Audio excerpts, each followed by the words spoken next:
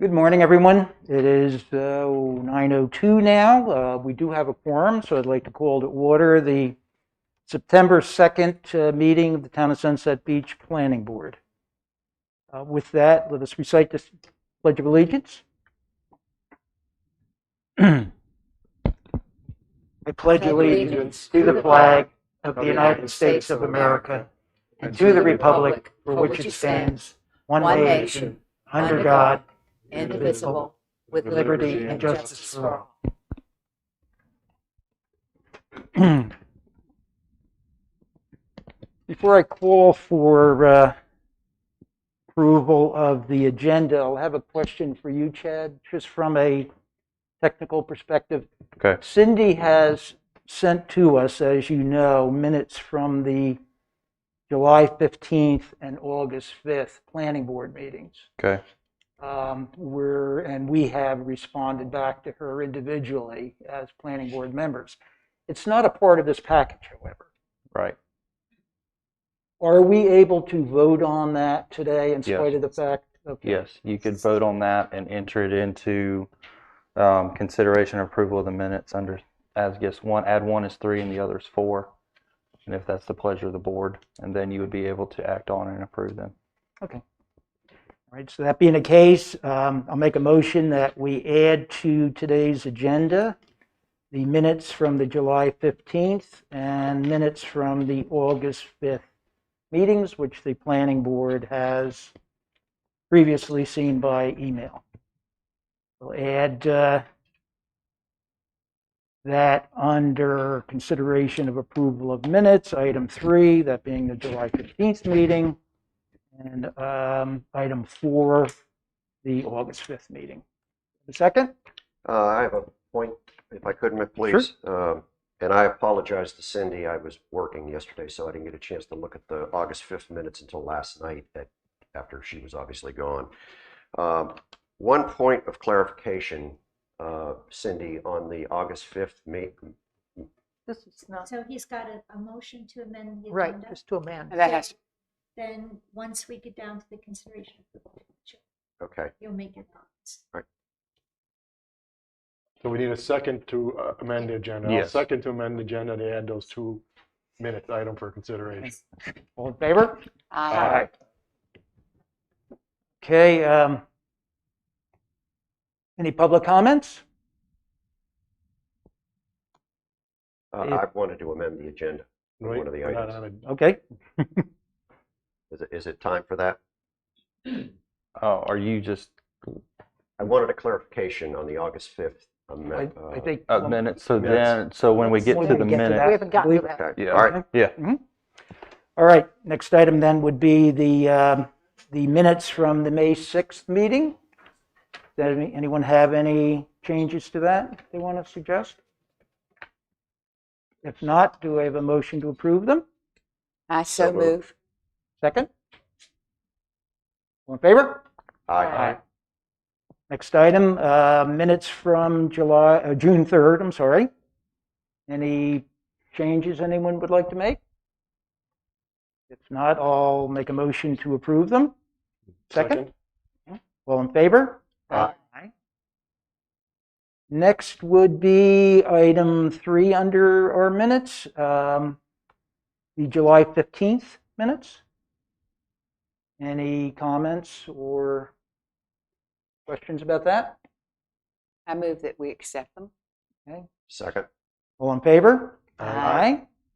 And lastly, the minutes from the August 5th meeting. Thank you. Sorry for the confusion. Sorry for my confusion. On the August 5th minutes, and I'm sure they're transcribed as stated or as spoken in the actual meeting, but on page 2, the paragraph at the top, in the 3rd sentence, it says, as project manager, I would be able to help the town develop, and it goes on. But it doesn't say who the project manager is. And I think for a point of clarification, we need to identify it as Chad. It was actually Mr. Slaughter. He's the one that offered that. Oh, okay. I misread it then. But I'll add that in there for clarification. Okay, Mr. Slaughter's name then. Okay, because I think it's important that we know who the project manager is for this important project. Yeah, he was the project manager for the Southeastern Hazard Mitigation Plan. Okay, all right. Thank you. Okay, so I'd like to make a motion that we approve those minutes with that one change. A second? Second? All in favor? Aye. So the final version then will be posted that way. It'll be, Because Yeah, there'll be, they'll go in the draft packet that you have today in front of you, and then I will post them on the website. We'll sign them Perfect. at the Thank next you. meeting. okay, next item is under new business, item 1, RCCP Community Action Team Staff Report. I have a couple of questions, comments, but I'll hold until after we have the presentation from Dawn. All right. Dawn, I'll recognize you. Thank you. You need to introduce it? Oh yeah, no, I'm ready. Okay. Would you prefer that I take my mask off? We can Yeah, read it's my- up to you. Yes, ma'am. All right. Can everyone hear me okay? Okay. All right. Good morning. Dawn York from Moffett Nickel in Wilmington. And it's a pleasure to be with you this morning and to the group here in the chambers. I do have my team on the Zoom as well, so we'll be introducing everyone here shortly. We do have a presentation. We will try to run through this fairly quickly, but I'd like to introduce Tancred Miller, who is the Resilient Coastal Communities Program Manager through the North Carolina Division of Coastal Management. He'll provide an overview for you on the program. We also have Chad, of course, Planning Director with Sunset Beach, who will also provide a little bit of an overview and background as to Sunset Beach's application and the need. Again, Dawn York, Project Manager, I will also review a little bit of background on Moffett Nickel. We also have Mike Robinson, who is our Hazard Mitigation and Resiliency Planning Director, Amanda Zullo, our Community Outreach Strategy Director, and Rachel Baker, Environmental Scientist, who will be supporting us on GIS and the Risk and Vulnerability Assessment.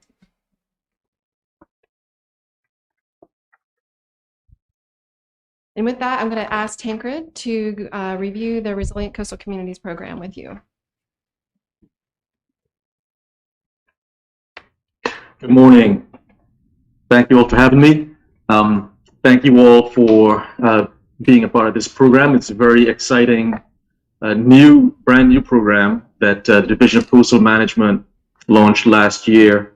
I'll give you just a quick 3 slides with some background, just to let you know where this program came from and where we hope to help you all and help other communities to get to over the course of the next couple of years. Next slide, please. Can't see it. Okay, there we go. Actually, that's developing the RCCP. Sorry, Dawn. Didn't see which one you were on. Okay. There we go. Perfect. Okay, so we started several years ago looking at different aspects of climate hazards. It's pretty much been the foundation of our whole CAMA program, is trying to minimize the impacts of coastal hazards. More recently, we focused in on some of the emerging hazards, the more intense storms, more frequent flooding events, things that tend to make life more difficult day to day, both on just the normal routine events, as well as these huge events that happen on seemingly a more frequent basis. We started sort of on this path to get to this point about 2014, 2015, where we had a pilot program called the Resilience Evaluation and Needs Assessment, or the RENA program, where we worked with 5 communities in along different parts of the coast to do a participatory planning exercise, so helping communities to identify their most vulnerable assets, critical vulnerable assets, vulnerable communities, and then engage the community on ideas to address those vulnerabilities and those hazards. We worked with a number of partners back then on that program, including the Nature Conservancy, North Carolina Sea Grant, and what's now NCORE. And we had, I think, some pretty good results that were encouraging as far as a framework for how to work with communities to identify where the assets were and then where the hazards intersected with those assets, and then identify solutions to get to a more resilient place. We put together a couple of online tools that you can see linked here, a coastal adaptation and resiliency website, which is a portal of resources that communities can access, as well as a guide to help folks to understand how do you walk through that information. So when you're looking at, we have issues with, stormwater infrastructure, or issues with pumping stations or what have you, or you have policy things that you need to figure out, or you have a lack of scientific data or modeling. This sort of takes you from wherever you are and helps you find the resources you need to understand how to approach those types of problems. And then in 2019, we had a couple of regional workshops that I hope some of you were, or your staffs were in attendance at. We had one in Wilmington and we had one up in the northern part of the state. And that was to listen really to some of the broader issues that were happening both on a regional scale and on a local scale, and then get ideas for how the state could assist local governments. And some of the things we heard were things like how to identify and then interpret scientific data, having someone to pick up the phone and call. Something as simple as just having a contact that can assist with questions. Obviously, providing financial support, technical support. Those are some of the types of things that we heard coming back from those listening sessions. Those fed into the climate risk assessment and resilience plan that was prepared and released last year. And we are implementing, as part of that plan, this Resilient Communities program. So this responds to what we heard across the entire breadth of coastal North Carolina. We got funds from the State General Assembly in 2019, and we got funds from the National Fish and Wildlife Foundation. That was a competitive grant that we got last year. Those funds total about, I think, a little over $2 million. And with those funds, we were able to set up this program. So the idea behind the RCCP, and I'll show you, if you go to the next slide, please, Don.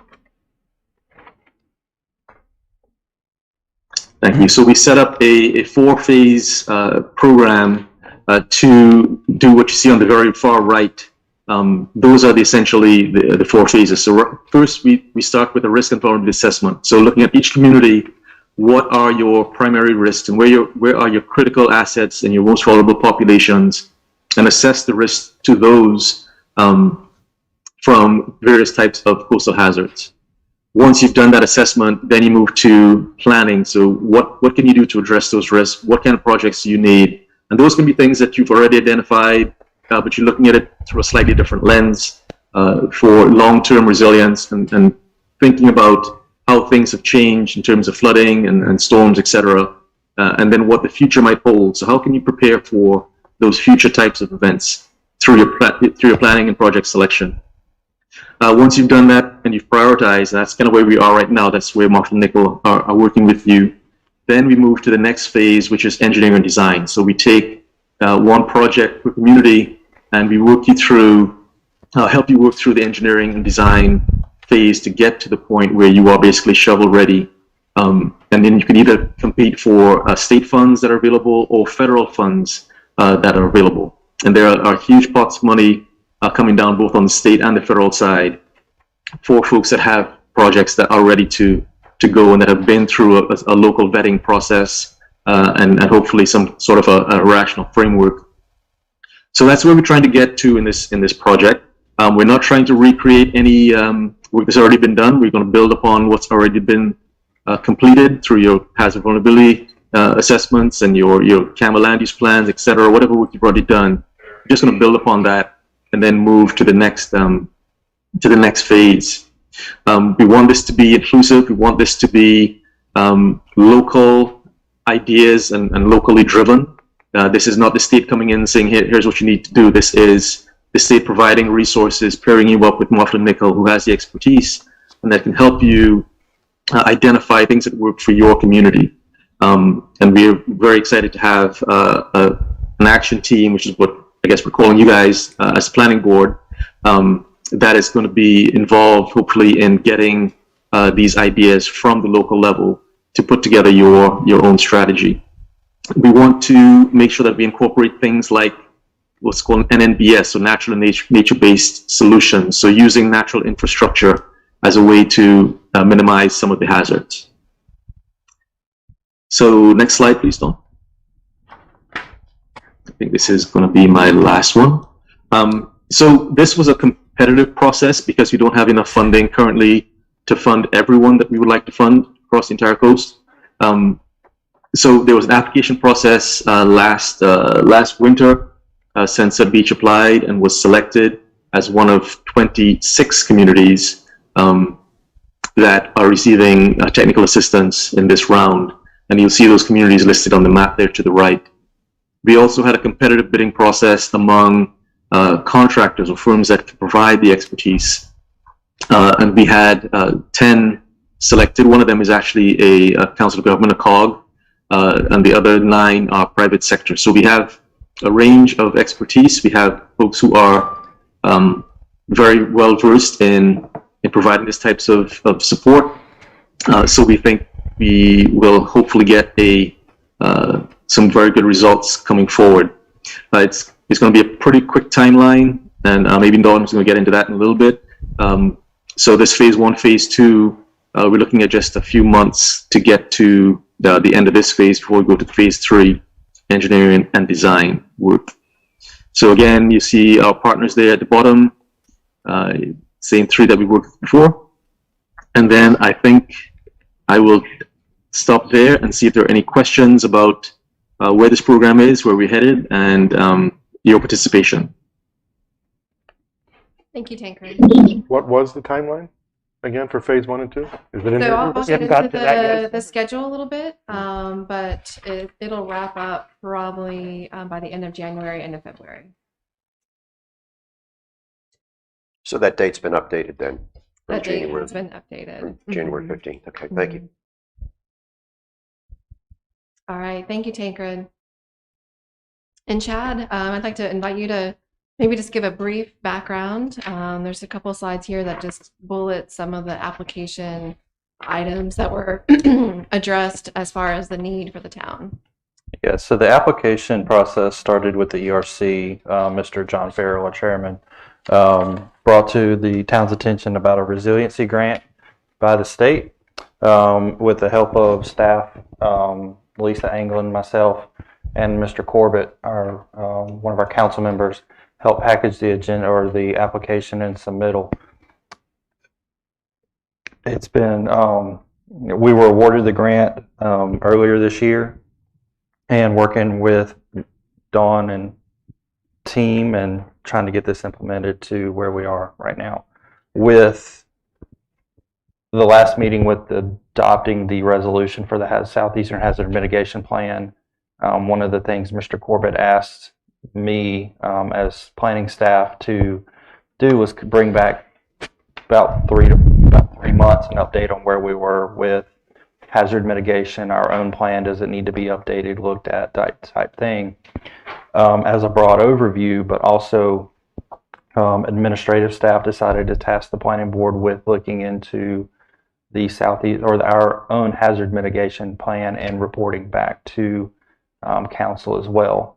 About a day later, I ended up talking to Dawn outside separately as they were going into another meeting and got an update on where we were really at and realized that the state had actually extended it out because this is a brand new program. We are working through kinks with this program as well and decided to task the planning board with the community action team, which has been a huge missing part to that for a couple months.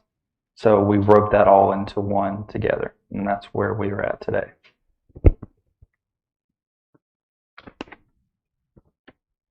Thank you, Chad.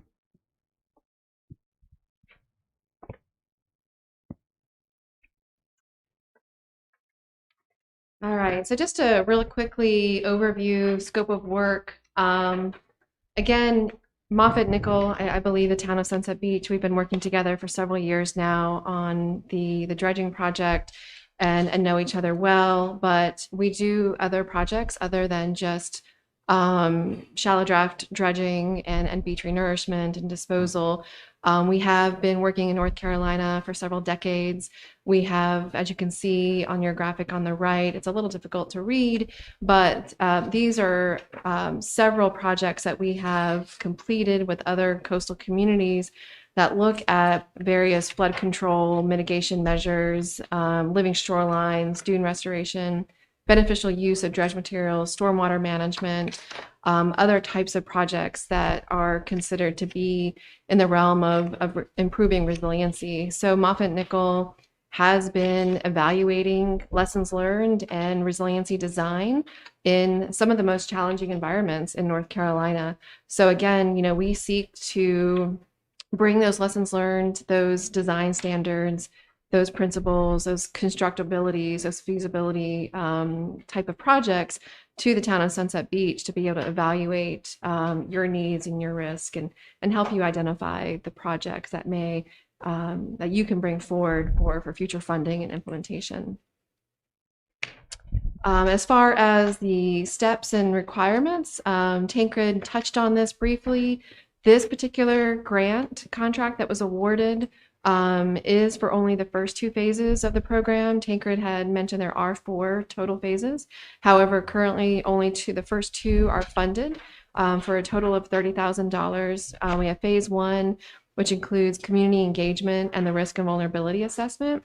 The steps are listed here, 1 through 6, and these are identified in your planning handbook, which I can see many of you have the hard copy of, which I appreciate you making those copies. As you can see here, step 1, Chad just mentioned, the planning board. I hope that everyone is good with being sort of delegated and designated as the community action team, which is a critical step of the process, to be able to work with a local community set of, whether residents or folks who work within the community and know the community, know that what the priorities are.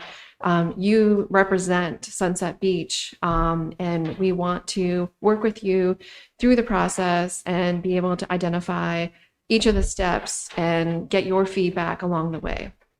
So really that is your goal from here. We have several steps ahead of us, which again, we are, as Tancred mentioned, are working with several communities in Brunswick County, Sunset Beach, the town of Leland, as well as Navassa. And we are and have been working with those communities and will use some of the items that we have developed as part of this program to transition to Sunset Beach as well and get you up to speed as quickly as possible. And we'll review that here shortly. Can Yes, I ask sir. a question? Yeah, go for it. You want to finish first?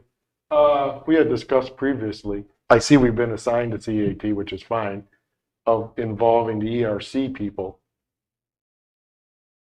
So we've decided not to involve the Environmental Resource Committee at all? Or is there still an opportunity to do some sort of hybrid planning board ERC thing? Because I thought we had, when we talked about the mitigation plan, we thought that group, some of the things they're already doing should be involved, or did I miss that? I thought we had a discussion on it when we talked about the Southeast mitigation plan. So I haven't read all the documents since I just got them, but I see the CAT is the planning board. Fine. Yeah, that is. So that eliminate, or we, and then it says chosen invitees. So is part of that to include a partial group from them, or to create some sort of hybrid committee, or? I think we have that option to reach out to other resources that we may have available in the town, such as John Farrell's ERC committee. You do. Mr. Corbett is here and Mr. Farrell is here. If we need to So the include plan them. is not to formalize that as, or? I don't know what exactly that looks like to be officially done. It's really up to the town's preference. We do not have a preference. Certainly we want to, make sure that it's all inclusive, it's locally driven, and it does incorporate, not just I think from the Environmental Review Committee, again, I'm not familiar with their, I think some of the things they're already kind of involved in, aren't they? I think with the timeline, the planning board is going to be the official community action team, but I think using John Farrell and John Corbett as resources that can attend the meetings and provide comment, this can be used as kind of an open. Is it just a numbers thing? We don't want so many No, people it's- involved, or It's. should both committees be in the planning board and be I the think from a- CAT? I think from a timeline point of view, having to time to bring together both boards as a hybrid is something that I'm concerned about, but not concerned about them attending the meetings as we meet. That Well, makes we have any sense. steps to go through in this Yeah. process. Okay. And it's a vulnerability assessment to determine what types of projects that we want to incorporate into this plan through the help of Moffett Nichols with their expertise. And there may be certain things, something just jumps out at me as the rain garden right here, which is certainly a vulnerability to protect our wetlands. And I don't want to get into the project specifics, that the ERC would have a lot of very specific input to be able to assist us in implementation possibly. But that's at least my Yeah, take we would- on it so We far. will pull in whatever Yeah. resources we find to be appropriate as we work through this.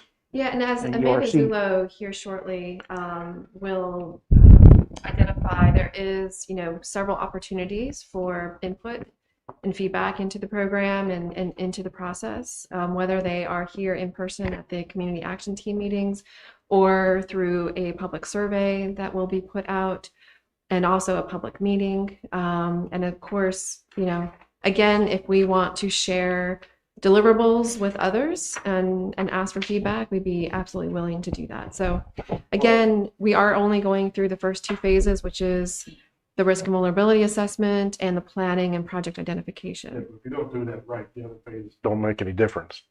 95% of a item's cost is design is set in the first 5% of the design. So, if you don't do those first two steps well, it makes the other ones less effective. So, nothing. And my question is to make sure that the right people are involved in these workshops from the get-go, so that we don't get to a certain point and say, we really wish these people would have been involved earlier so they understood what was going on. That's, I guess, my final point. Sorry, proceed. No. It's a good point to make. Okay.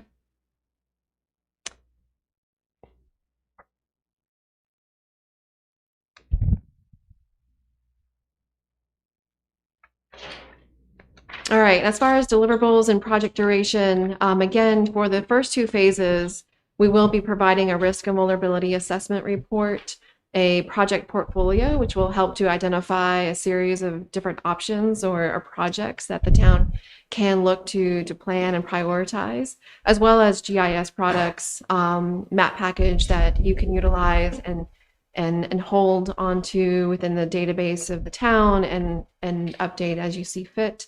Again, the project duration has been a little bit more flexible given contracting delays, and so we are looking to close this out by the end of February.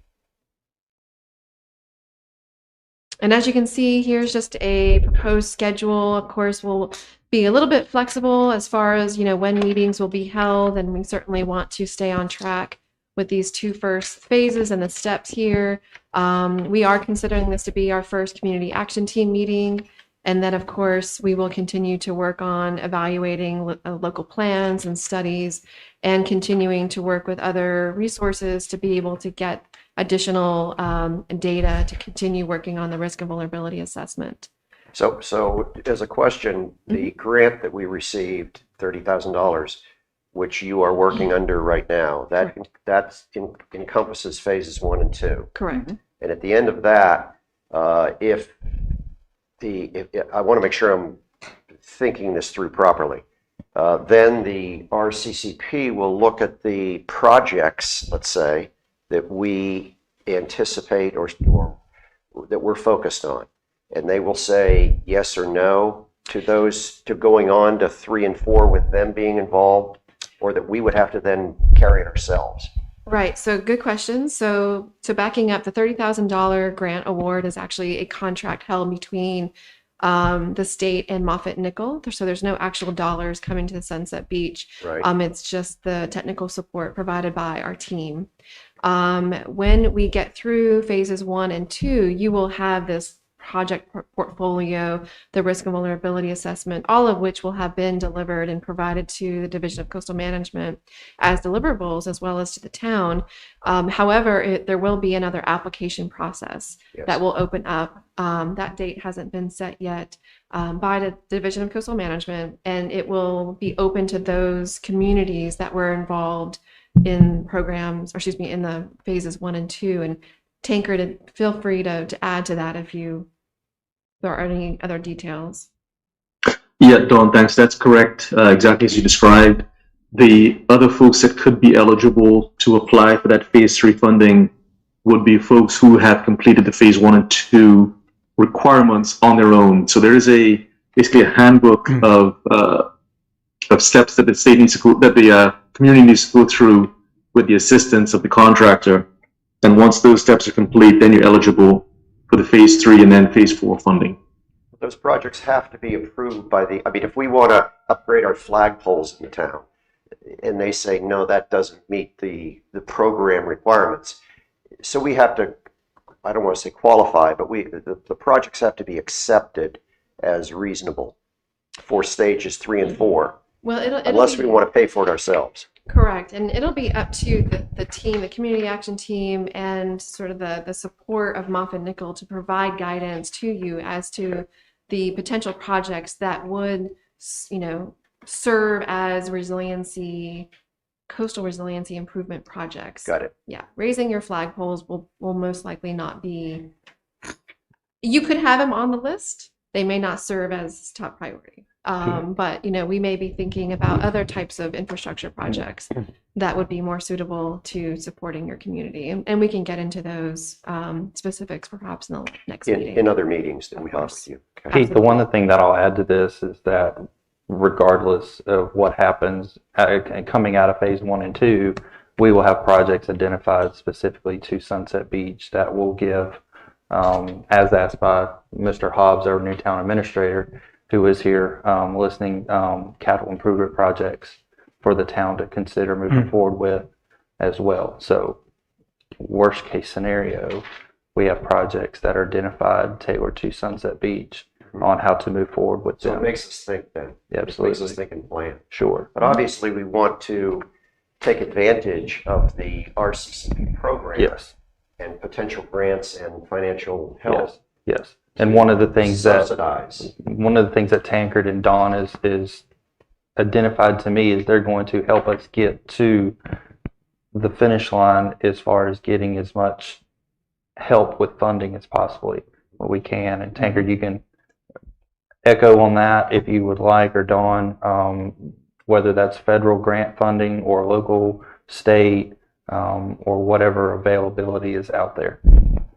Yeah, I would imagine in the project portfolio segment of this phase that we would help identify sort of high level what the potential cost is for that particular project and the potential funding sources that could be utilized or sought out for that particular project. Will all our meetings, subsequent meetings, this is obvious, you said this is our first one, which Correct. obviously it is.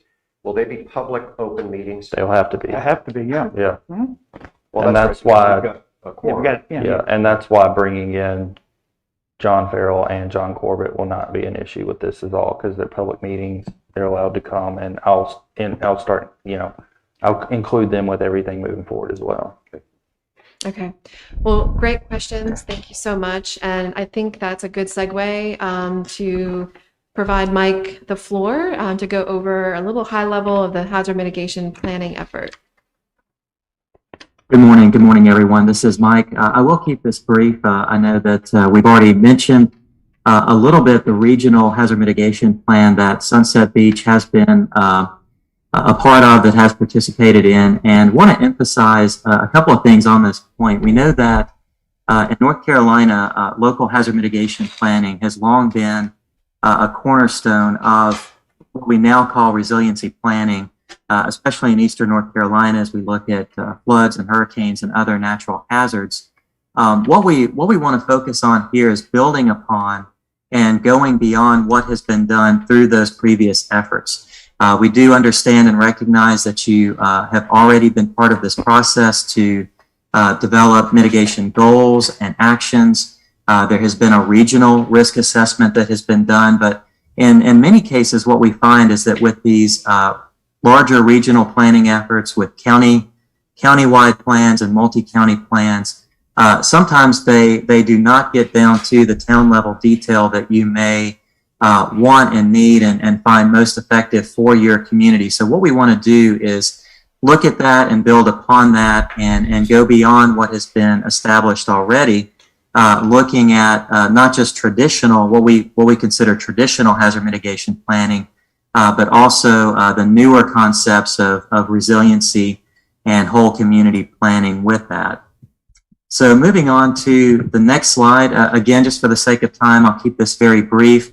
Since we are touching a little bit on projects and identifying projects and how we're going to be looking at those, I do want to go ahead and mention up front, we do propose to use a method that has been adopted and utilized by FEMA for years that we've used with various planning projects called stapling. And without going into a lot of the details on this, it is an acronym.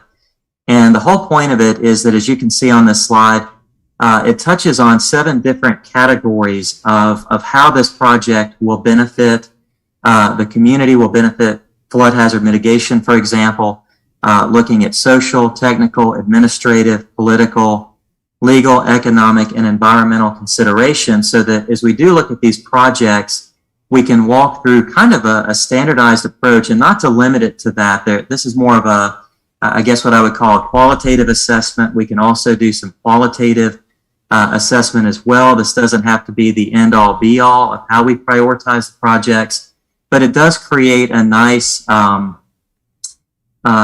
system that we can step through consistently for each project to make sure that we are touching on all of these questions, thinking about all of these different aspects of what makes a project a good project, not just for the community and not just for hazard mitigation, but for all considerations.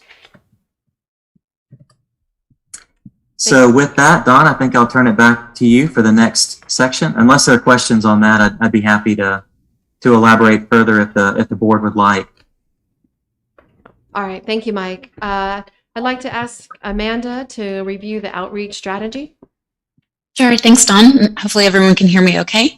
Yes, so as Tancred had mentioned, DCM had pulled together this planning handbook, and we've shared that resource with Chad and the team. And the document really does provide a guidebook for not only ourselves, but just all members of this plan moving forward as to how we're going to work through each of these phases. So as part of that, we have to create a community engagement strategy. As Tancred mentioned before, this is very much a inclusive, locally driven project, and so we are very cognizant of the fact that we want to not only have this project be driven by the CAP members and us working as the project team, but also including the public and stakeholders as part of this conversation. So we've already submitted a draft community engagement strategy to Chad and the team that helps to outline how we're going to execute the engagement through phases 1 and 2. We are very much, aware of COVID, and we are focusing on a hybrid outreach strategy, which will encompass in-person meetings when we're able to, but also keeping in mind that we have digital resources at our disposal, and those will be instrumental in being effective and efficient in deploying very quickly, working in collaboration with Chad and Sunset Beach to get these resources out to the public so that way they can play a role in this strategy. We are really focused on engaging groups across the social spectrum and having the public help us in identifying and prioritizing these natural and nature-based projects. Donna, if you don't mind just going to the next slide. So as part of that strategy, we are here today for our first CAP meeting. And again, the planning handbook outlines exactly what the roles and responsibilities of the CAP members are. In phase one, we will invite you to help us identify and develop a community-specific vision and set of goals. We will ask you to help us conduct a review of existing plans, ordinances, policies, and programs. We will request if you can help us select critical assets and natural infrastructure, and as well as determine what levels of risk, call for actions to help reduce that risk and increase resilience. Phase one and phase two will be moving very quickly. As Don mentioned, this portion of the project is ending end of February, and so granted, we are moving quick, especially considering we're going to have the holidays as part of this program. So we want to make sure that we are being efficient and moving through this very quickly. And then as part of phase two, we're inviting you to work with us and the community to identify, plan, and prioritize those nature-based solutions. If we go to the next slide, this is the project schedule in terms of how we're going to communicate with you all as well as the public. So as Don mentioned, today is the first of our CAP meetings. We won't sabotage all your meetings, but just so we can move quickly, we will have to use the November 4th meeting for our second CAP meeting, and then the third meeting will be the January 6th meeting. In between those project milestones, we will conduct a public survey that will launch mid-September. In addition to submitting the outreach strategy to Chad and team, we will be submitting information that could be approved and edited and provide your input into that survey, as well as website and whatnot, which we'll get to on the next slide. So that survey will be open for about a month, and that will be a wonderful way to extract information from the public to be incorporated into this. The reason why we're doing the survey, it's not specified in the planning handbook, but the team and I felt that since we're only having one public meeting in October, having the survey and providing the public an additional way to provide their concerns, their priorities, their feedback, and whatnot was valuable to this team. Moving off of the second CAP meeting, our anticipation is we will present a draft presentation to the town in November. We will come back to the drawing board, meet with y'all again in January, and then provide the final presentation to Sunset Beach in February. Next slide, Dawn. So how we're going to go about this outreach strategy, again, it's a combination of various aspects that are listed out in the community engagement strategy we've submitted. It will be reliant upon hybrid meetings. So in the event that we can meet in person, great. Public meeting, we will be looking to the state's guidance on COVID and whatnot to see if we can adapt a public meeting in person or if it needs to be virtual. So that's till TBD.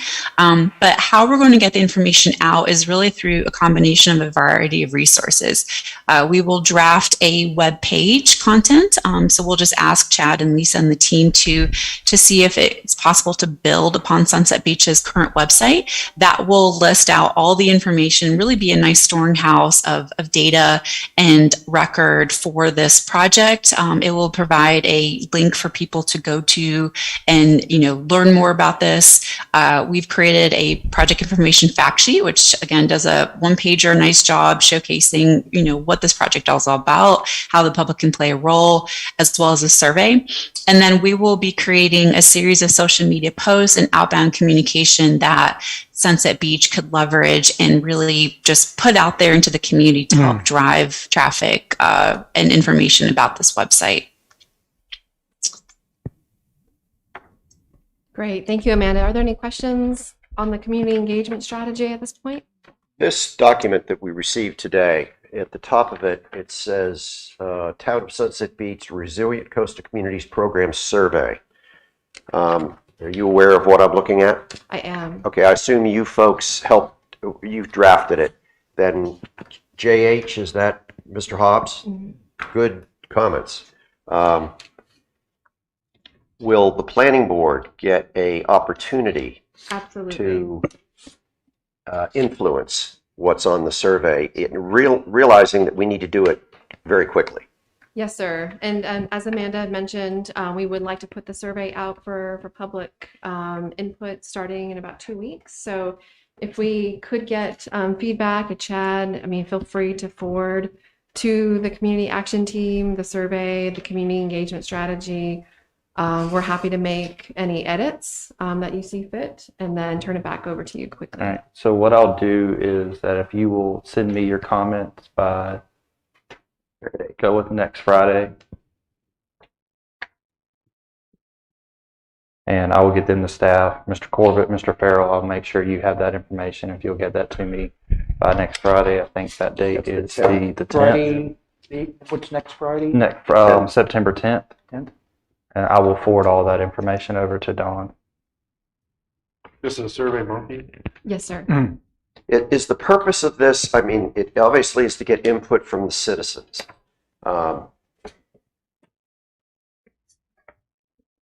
We're going to get a lot of things that maybe are very niche suggestions that may not be what we as a committee feel that we can make a major part of this RCCP program. Sure. But it is an attempt, I assume, to select projects. I believe it's and Amanda, I'll ask you to jump in here as well. I feel like it's an attempt to understand the community's priorities and also get at more of a locally, observation as to what they are seeing in the community, as to what the needs are. They may be experiencing various locally driven flood hazards that perhaps the town is not fully aware of. Amanda, if you want to add to that, as far as go ahead. Yeah, that's exactly it. What we found, especially in hybrid meetings or even virtual meetings, the public tends to be more in the listen only as opposed to feeling compelled to share their concerns. And so the survey provides an opportunity for them to vocalize their priorities or preferences or needs or concerns in a way that they may not do so in a public meeting. So it really is a complement to the outreach effort. And so we're giving them that opportunity to share their voice. And then certainly, it's up to the town and to the planning board whether or not you want to share the results of the public survey. We can provide you with the results and ask you how you want to handle those. I know with the stories that I've heard about the comp plan, the Campbell land use plan, the long range plan, all the same thing. We had a outpour of community input for that document. So I anticipate the same thing. I expect a pretty heavy input for this. We use that as a very important land use plan input document, and we reference that survey numerous times throughout our land use plan, Campbell land use plan. So this would be more of the same. I think, or more I would information. agree. Yep. Absolutely. Very good. Great. So you're sending this to us an electronic version to comment on? Yeah, I'll Like email a that PDF to or you. something that we Yep. can add comments to and send back? Yes. Okay. What about the ETJ? Yes. Will they get this survey? Yeah, Will everybody. they be included? Absolutely. Okay. Yeah. This is not, ETJ is not part of this. Okay. Yeah. All right. Thank you. Yes. So the survey, I guess we can talk, I don't know how we're going to, but how is this going to be done? Through the email system? I'll ask Dawn that question. Yeah, I guess Distributing it's, that. I don't know how your I know, community system works, but as far as other communities, we can put it out through your website. We can put it out, the link to the survey in social media. It'll be, Amanda had shown a fact sheet, which can be printed and provided here, which will have it and have a QR code. But We we're can not get- talking about a mailer to every. Yeah, we can get it out. The other thing I've thrown That's around, up to you. Okay. I've also thrown this around to staff. I think it's kind of been received well, is potentially doing kind of an open house community meeting here at the town as well. In addition to what the meetings listed on the list. Correct. So that would be a time where public can come into the town and provide feedback. I've had experience where those have worked well. So there's ways you can distribute this information. Right. Yeah, I'm thinking, I don't know how extensive our email list is, how many people's on it. I mean, because we do have a lot of property owners that don't live here. So they may not be on that list, or they may be. We've got a couple thousand people on our just general email list that we send out things like the advertisement for this meeting. Yeah. Don't we, aren't there a couple of thousand on that at least? I can work with Lisa, who see about and brainstorm other ways with Dawn and her team about make sure that. What about the HOAs? Can we go through The HOAs, contact yeah. because they got their own list probably. Correct. You know, Yeah. like I have the list of everybody in Harper Landing. Right. I have no idea. Yeah. I would say only a few of us out of our 60 members are on the Sunset Beach list because there's only 16 houses. So I could blast it out then to all those members. And it's going to be kind of that takes a village type process to get it out to Well, everybody. and that's why you're called the community action team. Yeah. Is that we will definitely look to you to kind of distribute this information through your networks and okay. Well, I realize that we're, kind of reaching the top of the hour. We have a couple more slides to go through. Can we take maybe try to go 5 more minutes? Please. And so we're going to kind of rush through the end, and you do have these slides, and we'll be happy to, take questions at the end. So Rachel Baker, she's going to do a really quick overview of some of the GIS data that she's been able to collect. Rachel? Sure, thank you, Dawn. Good morning, everyone. Thanks for having us here today. So I've been tasked with the GIS role for this project, so I'm going to go through these next slides. They will demonstrate some of these maps I have created so far. So this first map that we're looking at here, Tancred mentioned at the beginning, he really emphasized the importance of considering nature-based solutions, which is a very important consideration for this project moving forward in our resiliency design. So as part of that, I wanted to demonstrate to you all a visual of where we have our natural infrastructure within the town boundaries. So this first map demonstrates our streams and wetlands within the Sunset Beach town boundaries as a little visual to see where we do have some natural resources that we can utilize. Next slide. This next map, I really want to demonstrate where we have different types of parcels as part of our built environment. For us to consider moving forward as well. So as I mentioned, it's important to consider our natural environment, and these next couple slides will look at our built environment within the town boundaries. So this map demonstrates our different land use parcels. We can see here we have commercial parks and open space parcels as well as residential parcels. We have a lot of residential parcels, so this really overlays where we have different types of land use over where we also see some natural hazards. So we also see on this map our flood hazards. So we have minimal risk, 100-year floods, and 500-year floods. And if any of you are not as familiar with these terms, just a quick explanation of what these refer to. Minimal risk, of course, does not mean zero risk. I know we are all aware, as we live in southeastern North Carolina, we are always exposed to a potential for flooding. So minimal risk just means there's not as much risk of flooding compared to our other zones. So our other zones are 100-year and the 500-year flood.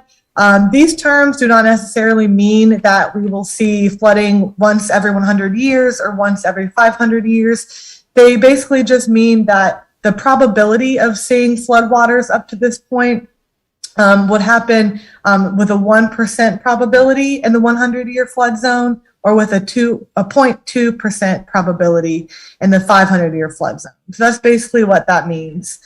So here we just kind of see where they overlay with our built environment. Slide, please. So this map looks at the storm surge inundation models. So this is actually taken from NOAA, from the SLOSH models. So we can see here, this is the area of land within the town boundaries that would be inundated by floodwaters with each hurricane category. So with the category 1, we can see that area in the blue would be inundated by floodwaters. Moving up towards category 1 or 2 or 3. 3, of course, would be our major storm event where we cross into that line. We can see there where the areas are affected in the yellow. And up to 4 or 5, we can see the dark red areas. Those areas will be inundated by floodwaters during a Category 5. So, of course, Category 5 is not highly probable, but it is a possibility that we want to consider as a worst case scenario moving forward in our analysis. And one more map I want to review with you all. This map, again, looks at a little bit more of the built environment we have here in the town of Sunset Beach. This map utilizes the same flood zone layer that we looked at before. So we're looking at the minimal risk areas, the 100-year flood zones, and the 500-year flood zone. But we're also wanting to consider where we have these critical features that are critical for our town. Or for your town of Sunset Beach. So we have government offices there with the green symbology. We have 2 fire stations, and we also have a school. And so moving forward, I do want to discuss with you all briefly as the planning board, as the community action team, what other types of features you would like to see, what other types of features might be beneficial for us to include and discuss moving forward. This is what we have so far to start us off with a visual. And if you can go to the next slide, please, Dawn. So we have here, we see a list of the available data on the left. These are all the different features that we just discussed in those 4 maps. So our critical features, our parcels, our flood zones, and the natural infrastructure. Also on the right, I made a list of data that we can discuss and that you all can consider moving forward. Again, anything else that you feel might be beneficial to include in our analysis. So some of the data I looked at, we didn't appear to have medical facilities in the town of Sunset Beach, which I know is most likely not the case. And same with daycares. So I'm happy to add some of these manually and create some points. The data I was able to obtain did not show these features within the town boundaries. And same with NCDOT structures and bridges. I also wanted to throw out the idea of looking at the presence of culverts and lift stations within the town boundaries. Those would be critical features that we can possibly consider.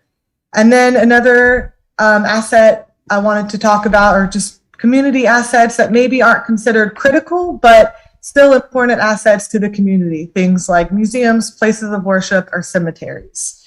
So looking at these lists of data and possible data layers to add, I will take any questions or feedback that you all may have.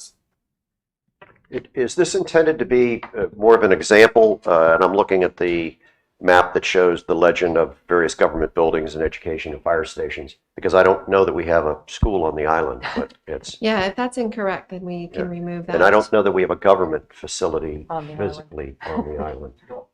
It's not on the island, and I've drawn stuff where... Well, I don't want to get into the weeds. Right. I assume this is just as an example. That's, Yeah. It is, and we have data from somewhere. So if the data is inaccurate, then we Yeah, need to know that. we'll But correct it. we can connect Absolutely. Rachel with whomever you feel would have that information and Okay. can give us. And I guess critical versus, how do you get on or off the critical list, I guess? It seems experience at the moment shows that there are certainly a lot of other things that are critical post disaster than government buildings, gas stations, food stores, water, Home Depot, whatever. We don't have one, but I mean, how are we able to move things in or off the list? It seems like there's Absolutely. certainly experience that. When can we I'm not have sure that discussion? When does that happen? when does that happen.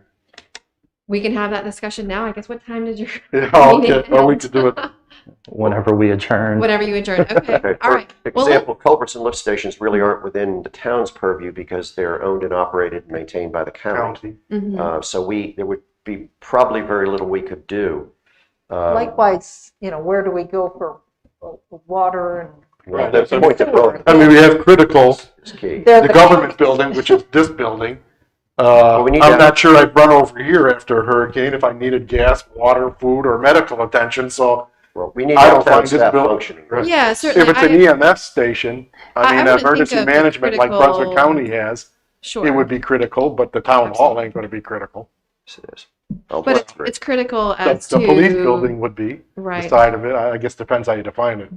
Well, and we can certainly discuss the sort of defining critical infrastructure Right. versus a community asset. So it sounds like you're thinking critical is more in terms of emergency after a storm, but necessarily from a resiliency standpoint, you don't, I mean, you certainly want to have those assets available to you, emergency shelters, the police station, et cetera, but you also don't want your lift stations going down. Right, but like she said, Even- the town has no control on that. I Well, I understand. would say no, I guess. What's The that? town could tell me, do I have any control? But Brunswick County controls that. So even if we say, boy, your lift station is in a flood zone, it seems stupid, all we can do is tell them that.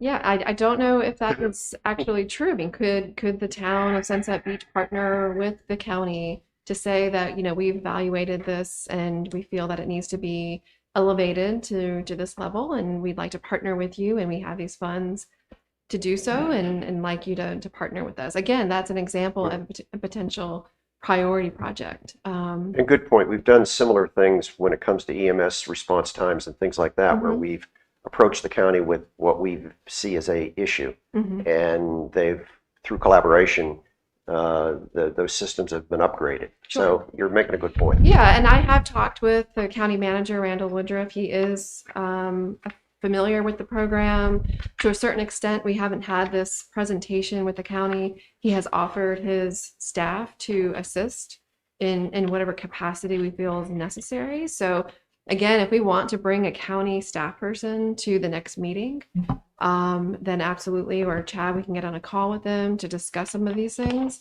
So I would, you know, not want to keep them out of the loop Right. and make sure they understand. Well, we're involved directly with them in the Southeastern North Carolina Regional Hazard Mitigation Plan. I mean, that's a county, 5-county, 6-county, which we're a part of, the Brunswick County leg of that. So Which Mike had mentioned, that is not town specific. It doesn't list necessarily specific projects that are necessary to move you into a better resiliency perspective. So again, this is an opportunity to work with the county on that. I'm interested in our next move, but I don't want to short you on finishing your presentation. Right. Well, I think we've gotten through a majority of it. Again, this is one of the steps that's listed in phase 1. Mike, if you want to touch on this real quickly, and we could probably wrap up in the next few minutes. Sure. I can touch on just very quickly. Obviously, as part of this process, we will seek to develop a vision statement, which of course would be a high-level, overarching statement that details where the community wants to be in the future. And as we talk about resiliency, I think that's a good point to circle back to, that we, through the risk and vulnerability assessment and looking at problems that we may identify that exist today, we also want to think about where problems might be in the future, changing hazard risk or changes in development, changes in population, numbers or makeup, or any of those types of things. So the vision statement is supposed to be kind of far-reaching and looking out at that, maybe potentially a further planning horizon than maybe we typically look at. And you can see an example here. We won't go through that word for word, but just kind of focusing on some of the key aspects of the community. Coastal characteristics, a resilient community, looking at infrastructure and natural hazards, specifically flooding and potentially wind and other natural hazards, especially associated with hurricanes and tropical storms and other water-related hazards and issues that you may have. And then on the next slide, we kind of get into the idea of breaking that vision down into manageable goals. What are the specific measurable goals that we will seek to accomplish as we have this vision? We've identified problems through the risk assessment. That's kind of our problem statement. What then are the potential solutions or groups of solutions? Because one thing we'll do down the road is break these goals down into individual actions and again, very specific things that are measurable, this is what we're going to do to this extent over this period of time, or at least hope to. I mean, that's again, it's a goal, in terms of the level of commitment there. But you can see some examples here, various different goal statements. And then again, these would break down into, okay, if our goal is to complete a specific planning effort, what are the steps to accomplishing that in terms of the individual actions A, B, and C that would support that goal. So again, without going into a lot of exercise on how that would play out, I will leave it at that, unless there are questions, and turn it back over to Dawn. Thanks. Thank you, Mike. All right. So really what's next as far as our team and asking the community action team to provide feedback. Again, as Rachel had mentioned, we would like to identify and document additional data resources. Obviously, we have some gaps and we have some critical assets in potentially the wrong location or absent altogether. Mike indicated we do need to develop a community-specific vision statement and goals for the program to make sure that we stay focused through this process. And certainly would look to you as well for feedback on what the vision statement could be and what some of those goals may be as well. And then, of course, I'll just open it up at this point. These are just a couple of questions that we've kind of already covered, but certainly if there's other items, our team is available to discuss any further. One of the things that pops to me very clearly, it seems like the program, or at least the way we're starting to deal with it, is based upon natural disasters. If we get a Cat 5 hurricane, there's nothing that we're going to do that is going to prevent major destruction. Correct. I don't care if we build a 40-foot seawall along the beach, which would really go over big. We're not going to be able to deal with a 15-foot storm surge. We physically can't. And we're talking here in the vision statement about flood zone, and I know this is just a starting point, this vision statement. I'd like to lobby with my fellow planning board members because our open meeting laws prevent us from lobbying outside of the meeting. But I like to look at things, or would like to look at things, as really everyday stormwater. We have an extensive stormwater upgrade program in our town, which we are working very diligently on and making great progress. But the only thing we're doing is we're improving the existing piping and extending some of the piping to take care of some of the areas that flood during normal rains. But what we have not done is addressed erosion. We have not addressed infiltration of sediment into our wetlands, adjacent wetlands. And I look at a program like this as being, that we're talking about today, as being a great opportunity to have our focus not only be on getting the pipes working that already existed and adding some more, but in protecting our adjacent waterways, in upgrading our the hazards we create, or in preventing the hazards we create into our adjacent wetlands, upgrading the shellfish areas that we've lost. I'd like to build on the fact that we have septic systems. We have sewers now and have gotten rid of our septic systems. So that is a huge step forward in improving our adjacent waterways. But unless we develop programs to prevent or significantly reduce sediment into our waterways,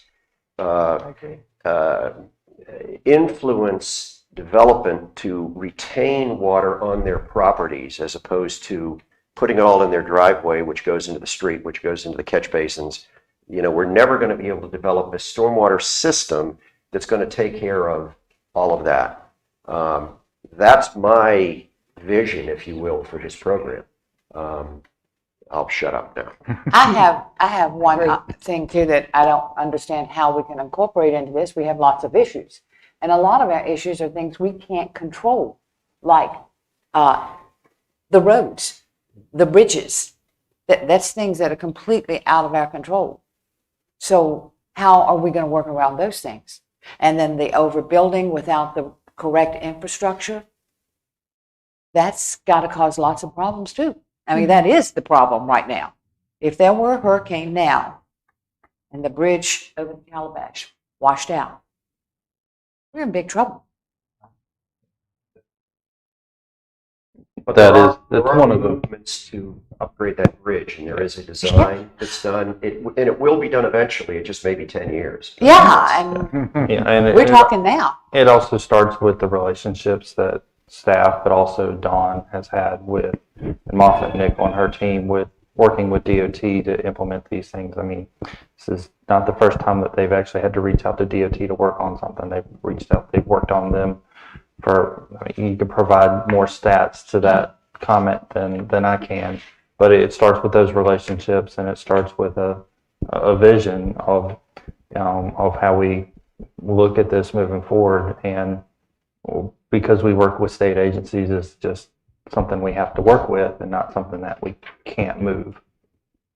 Yeah, and I guess I'll go back to something that Tankard mentioned is, this is a process for the town to, plan and prioritize. It's a vetting process, and it's something that's necessary in order to put something in front of someone, whether it's DOT or your legislators or the county, to say, the town has gone through this. As a community, we've identified this issue, and we would like to work with you to address it. So again, I hear you saying that you don't have a lot of control over your infrastructure, lift stations, bridges, etc. And I can't say that you are right or wrong. However, I do know that there is a process in which you can collaborate and develop partnerships. And this could be an avenue to understand what that process is and figure out what the next steps are. There are some islands, communities similar to ours, that erosion, beach renourishment are huge issues.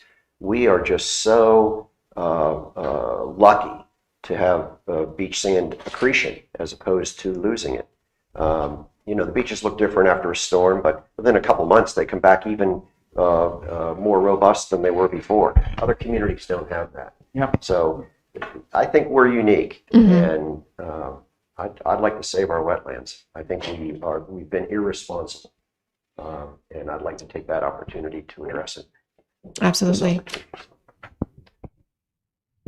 Well, I really appreciate your time. I know that we've taken a lot longer than I anticipated, and It's I really want to, important. yes, it is important, and just want to say thank you to the team that's online, and do look forward to continuing to work with you. And please don't hesitate to email me or call me with questions. Chad has my contact information. I don't even think What I will do is by the end of the day tomorrow, when we leave for the long weekend, I'll send out an email to the whole team, providing everybody with contact information. If you have any questions directly, you can email staff or the team or Dawn and Moffett Nickel, Tankard, the whole 9 yards, and information on how we proceed moving forward and things to kind of work on before the next meeting. And maybe it's not. And yeah, absolutely. Maybe it's not possible, but if you can include John Farrell and John. No, I Corwin already in that, plan to. Yep, they're on. Yep. Then they can if they can see what's in front of us, and they can then pop an email to us. And Yes. say, hey, what about this? Yeah, and I'll work on with Dawn over the next week or so to get a more concrete schedule of what that looks like as well. We're not going to let John Farrell get out of this. Just on the subject of what's next, I mean, as I went through the handbook, I was really impressed with the amount of work that would go into doing this and doing it well. I mean, every time we turn on the television right now, we're seeing the misery that people are suffering with Hurricane Ida. And for a year and a half, every time we put the television on or read a newspaper, we're reading about COVID, that sort of thing. I'm a little bit concerned there that we use the word termination. There's a day when this thing it's got to be over. And as I'm looking at it, we know that we're not going to be meeting in the month of December. And in your package, I think you were suggesting a second meeting beginning October. I think we need to have a second meeting this month if we can pull it together to organize ourselves. We have a whole bunch of information here. We know that if we meet as a group, it's going to be a public meeting. And I think to make this thing happen, we're going to have to break ourselves down to individual assignments or maybe groups of 2 having an assignment to get something started. Another concern we have talked in the past about already having a workshop, the second meeting with the UDO audit. Mhm.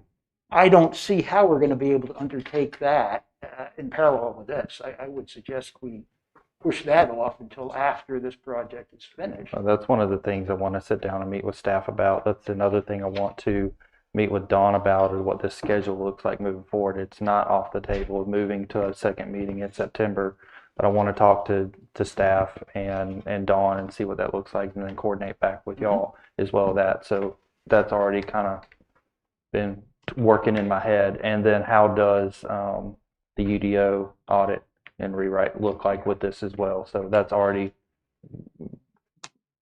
turning the wheels. No, John Corbett charged us with having an audit of the town's mitigation plan in 3 months. I would envision that that's going to come after we've completed this. I would envision, Yeah, and once we establish what we think we need to do, Yeah. then we would go in and see what parts of it are in the current mitigation plan, and what adjustments do we need to make to it. and I think that will come out of all of this as well. So, Yeah. which is not going to be in 3 months. As far as our having that document. As far as phase 1 and phase 2, yes, we'll have to utilize within the time frame. But as far as everything else, we'll have to definitely look at a broad spectrum of how we can complete all this. Obviously, this is not a 3-month process. This is a much longer and larger process than this. But as far as phase 1 and phase 2 and utilizing Moffitt Nichols' time and team, the phase 1 and phase 2 right now is the priority. I think there's going to be other aspects that we pull into this that will help out with certain parts of this moving forward. But for the time of the grant, we have to use this time as far moving forward by February to get these 2 tasks done. Yeah, and certainly I would encourage the town to not consider this to be over by the end of February. This will be your document, your data to continue to Oh, sure, I update. understand that, Yeah. but And we could still contract with you to proceed through 3 and 4 if it becomes appropriate. Yes, sir. So what I've gathered for action items at the moment is, 1, read all this stuff again and familiarize yourself to, and 2, you are going to send us this thing, and we are to review this, all 5 of us, and return this to you by Friday, 9/10. Those Yep. are the 2 action 5 items of that I you. know of at this time. Is Yeah, that 5 of correct? you plus Mr. Corbett, Mr. Farrell, and our admin team, which would be made up of Jack Hobbs, Lisa Anglin, and myself. Is there any other action items we should have That's going to right work. now or today before we leave? Dawn? Is it? It's up to you if you want to share the community engagement strategy that Amanda provided. Again, we'll also be providing content for your website.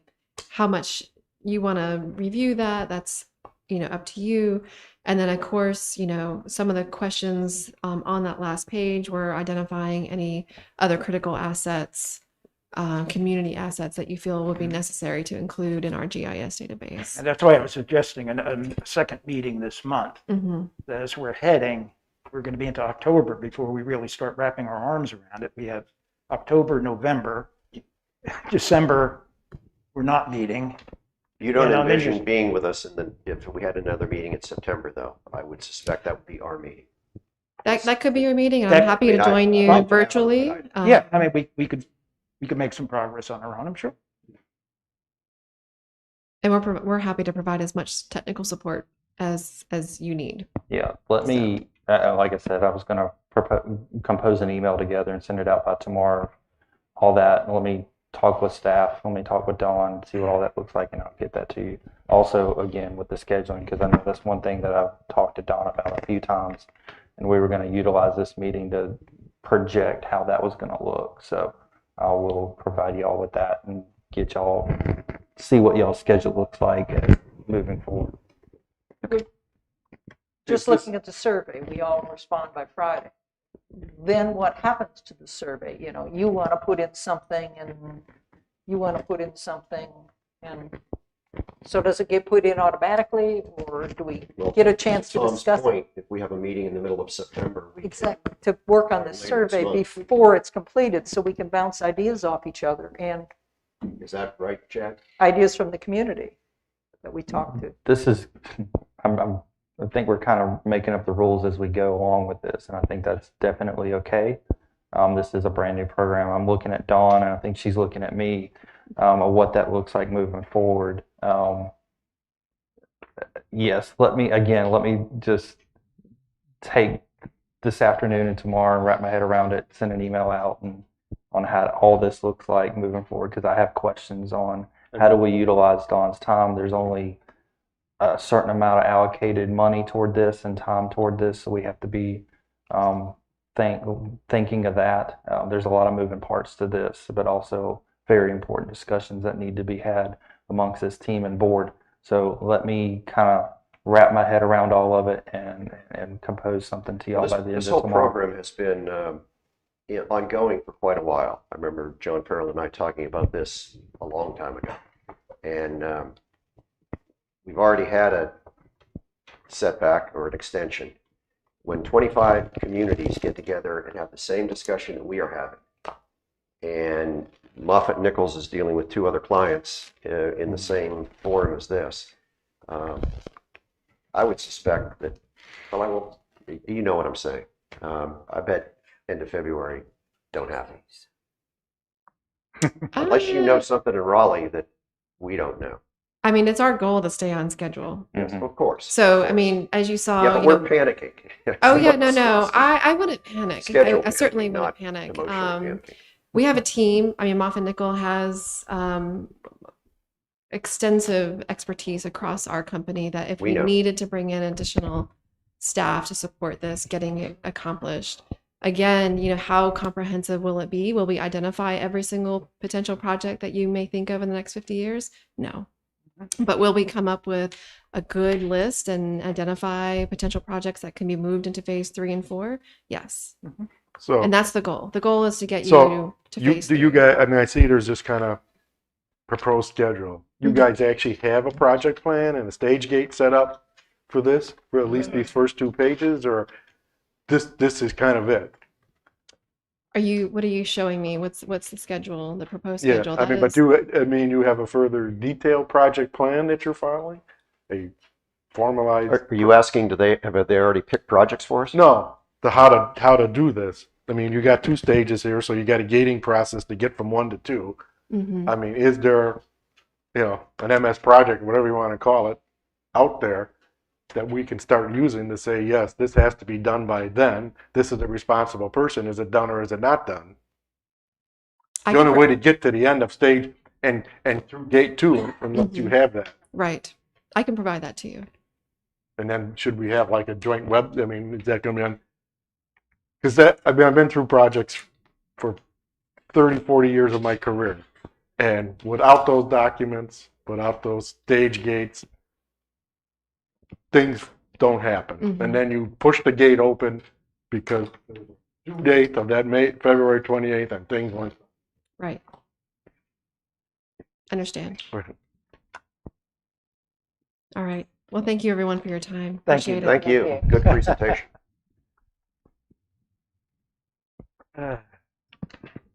Now the rest of the people in the audience can wake up. Okay, next item under new business, item 2, Sawmill Phase 1 preliminary plat review. Morning, Todd. All right. Boom. Back up. This one is kind of, it's going to have to be 2 separate projects, but it is sort of one, kind of. It was 2 complete application submittals, 2 separate checks, 2 separate plans. And I'm just going to read this based on, Sunrise Corp Development Holdings owner and applicant is requesting the preliminary plat approval for Sawmill Townhomes Phase 1 and 3. This is preliminary plat preliminary plat that is for the construction of 3 townhomes in Phase 3 and 11 total units, 4 townhome buildings in Phase 3 with 16 total units. Subject property is currently located off of Clubhouse Road in the Sea Trail community and is about 4.2 acres in size. Phase 2 has already been completed. What is off of Rice Mill, if I'm not mistaken. Oh, yes, correct, Yeah, yeah. correct. So if you go down Clubhouse, take a right off for Rice Mill, you'll see Phase 2 that is completed. Those are townhome projects. I think these will look a very little different. On Phase 1, there are 3 existing buildings. 3 existing buildings. That will look very comparable to what is being proposed. The difference is these will be a little bit more modernly updated since the original townhome in Phase 1 was completed sometime in the 90s. Is that correct? 1995 was the 95. original completion date. So correct. there are some moving parts to this. The current townhomes on Phase 1 are currently under septic. Those will be moved to county water and sewer. So that's going to take some infrastructure for Sunrise as well. The That biggest provides you the property to be able to do phase 1 because the septic fields are no longer. Correct. When it was Correct. originally approved in 1995, the septic fields were for future phase that was approved. Got it. And we've already been in communication since late last year, early this year with the HOA and having them prepare for the changeover. The biggest thing that me and Todd and Alan have worked through with this, there are 2 separate stormwater permits on this that Alan is working, one on updating, the other one on completing. That will be done through the state. But if you look at Phase 1, as you reviewed it, you probably saw a dash line that said lot line to be abandoned. There's currently Phase 1 that is going to be engulfed into right now 2 different ownerships. One is the Sawmill Townhomes HOA, the other is Sunrise Corp. Now, before final plat is done, that lot line is to be abandoned and go away or move down, and all buildings will meet current setbacks. I wanted to point that out as that if you look on GIS, it does show us 2 properties, but that lot line will be abandoned. So this is going to be merged into one property. Yes. Yeah, eventually all the property lines Yes. go away and you just have So standard townhome. Okay, so 1, 2, and 3 will all be the same. One big property. The existing 3 quadruplexes that are in now, plus phase 1 and phase 3, will all be one. It'll all be one entity. Correct. Yeah. Correct. Yeah, right now with the... And they'll all be under the same HOA, all that. It's all one master project, as it were. Correct. And that is Sawmill Homeowners Association? Yes. Yes, sir. Okay. Yes, sir. As opposed to the Sea Trail Master Association is not a part of this at all, or? Sea Trail Master Association still governs all the multifamily projects in Sea Trail, but each individual condominium or townhome project within Sea Trail has its own declarations, pays their own dues, all that kind of good stuff. So they work in tandem. Okay. Yeah, the biggest thing that threw a big monkey wrench in more of a lot recombination type thing that is more, it's an exemption, but when you do that with 2 different ownerships, yes, it's easy to put 2 different ownership signatures on a piece of paper, but when you work with, Todd can explain this a little bit better than I do, with the relationships that they'll have to do, insurance, liability, stuff like that, it through really kind of a preliminary, let's approve the plan, and then as final plat, which means that's the part that's recorded with the registered deeds anyway, moving that lot line down as a exemption recombination plat, and that way all the buildings will meet setbacks, all the infrastructure will be installed at that point, and it doesn't cause any liability or issues between 2 ownerships, if I've explained that correctly. Yeah, I was confused because phase 1 calls it as being 4.25 acres, but the area that you're developing with the 3 new buildings is not 4.25 acres. Correct. Where phase 3 was shown as 2.84 acres, and it's twice as big as phase 1.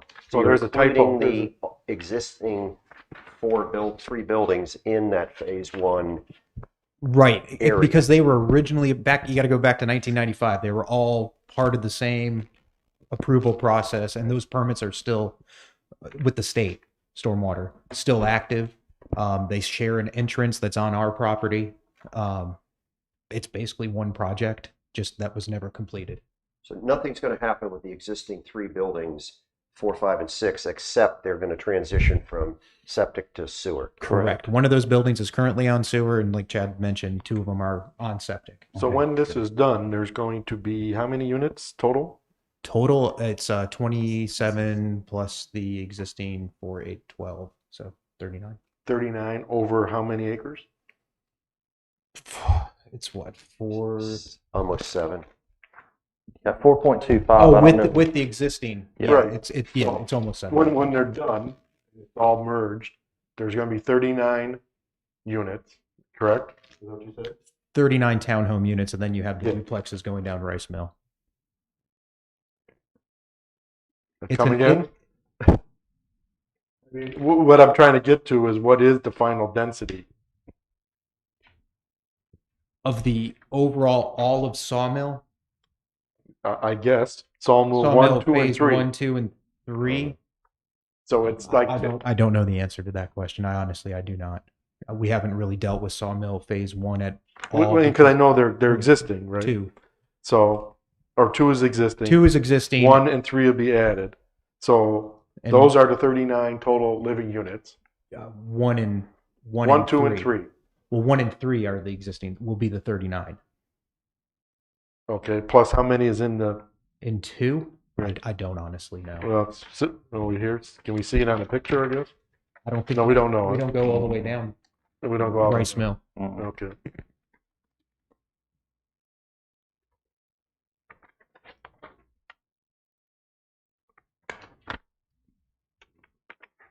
And those are duplexes that are on.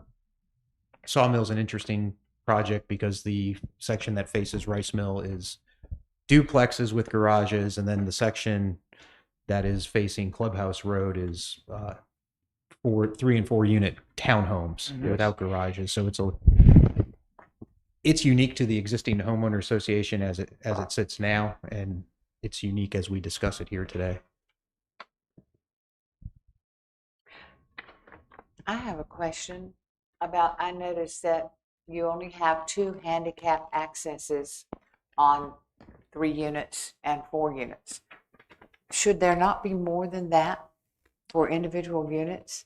We will meet the code, the ADA code for required parking spaces. Ellen, do you want to address that? I mean, Well, this is just handicap access, which I'm thinking is like the curb. yeah, the number of spaces that you see there meet the American Disabilities Act requirements for parking lots for projects of this type.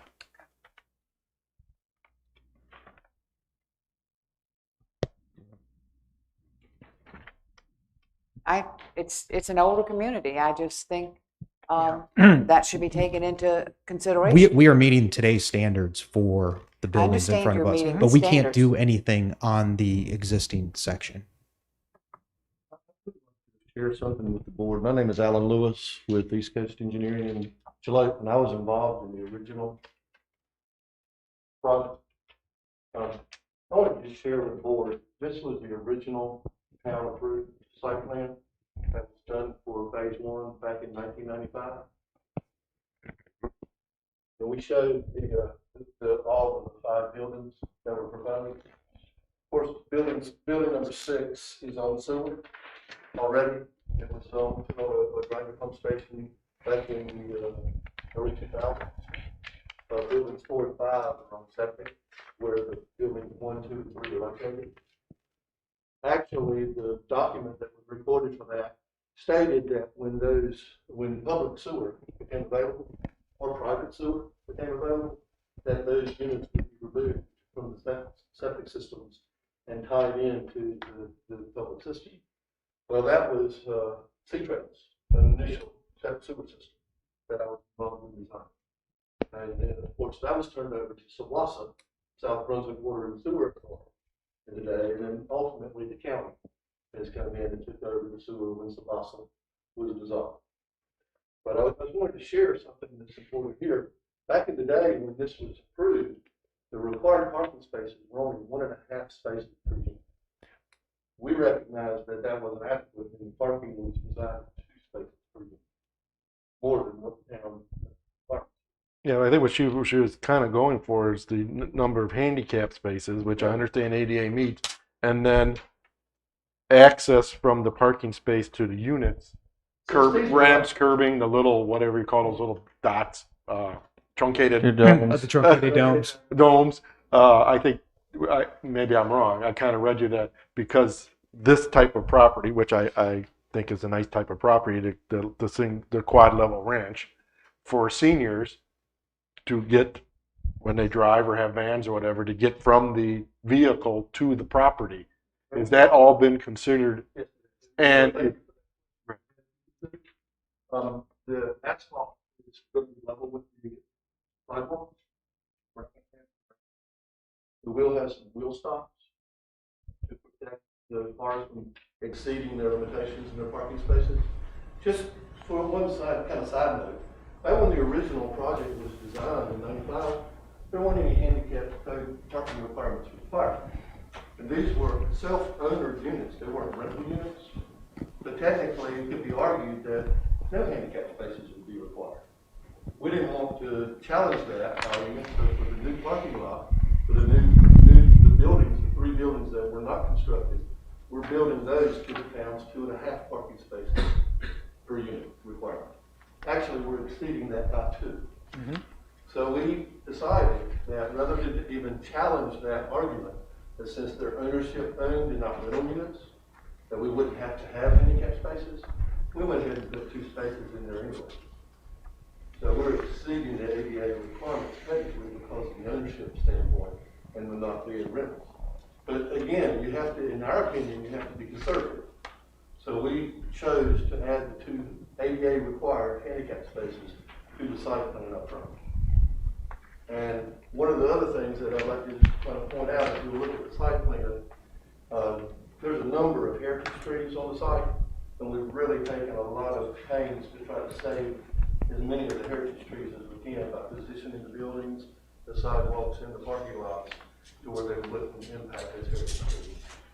I think I had 12 or 13 heritage trees on this particular site, and we're removing 4 of them, and then we're planting back 12 street trees, plus we have to plant an additional 20 trees on the site for a total of 32 trees, because the ordinance is 15 trees per acre. And what's left on phase 1 amounts to 2.1 acres. So times 15, that's going to be 32 trees total that needs to be planted. So we're addressing those and work very closely with staff to make sure that we met all of the TRC comments. so as part of the, don't go too far, as part of the stormwater that runs it, they also do the sanitary side too? The stormwater permit for this project was a low-density stormwater No. permit. So my question is not, it's going to be on the sanitary side. See, you're removing the septic and you're adding duplex grinder pump stations. Correct. Okay, a number of them all pumping into one line. That's correct. Okay, which, Hydraulically, we looked at the hydraulics. so you have a system curve against all 3 of those? Yes, sir. Because you don't, like, you turn 2 on, you don't get twice as much. We have to use statistical probabilities to determine how many pump stations will be running simultaneously in our design. And So we have those to- like Brunswick, so part of the Brunswick County review, because I hear stormwater, okay, which is stormwater, Well, we have to. but they also review the sanitary plan? Yes, they do. Okay, so that's like a separate permit? The reason being, it'll be separate from the second permit. That's correct. It'll be a separate sewer permit for those buildings, for buildings 4 and 5, and for 1, 2, and 3. And what's shown the preliminary utility plan in the plan set of how that. So those 3 grinder pump stations come on, and they can handle all these buildings Yes, sir. if they're on at the same time? Yes, sir. We have to design it that way. Okay. We have to submit the design plans to Brunswick County Engineering for their review approval. And then we have to submit it up to Raleigh to the state sewer folks for their review approval. So we have to give them our hydraulic calculations as well as all of them to meet the 2 T rules. So all those documents are separate from all this and may be on the final. Okay. And that will be done after we get town approval. Then we'll pursue those state permits. The reason that I chose to bring this up into a phase 3 instead of calling it a phase 1 expansion is because, again, we already have a state stormwater permit for phase 1 that's been on file, a low density permit, since 1995. So we're adhering to that state permit. We're gonna have to get a new permit for phase 3. It's gonna have to be its own standalone permit, and it will be low density as well. But because of having to meet the local stormwater requirements, i.e. your post-development runoff amount doesn't exceed the pre-development runoff amount by more than 5%. We're going to have to put some retention in. We looked at that in phase 1 as well. Phase 1 has some drainage swales that over time have filled in. And our plan should identify on the stormwater plan those existing swales that are going to have to be cleaned back out because they're not functioning properly.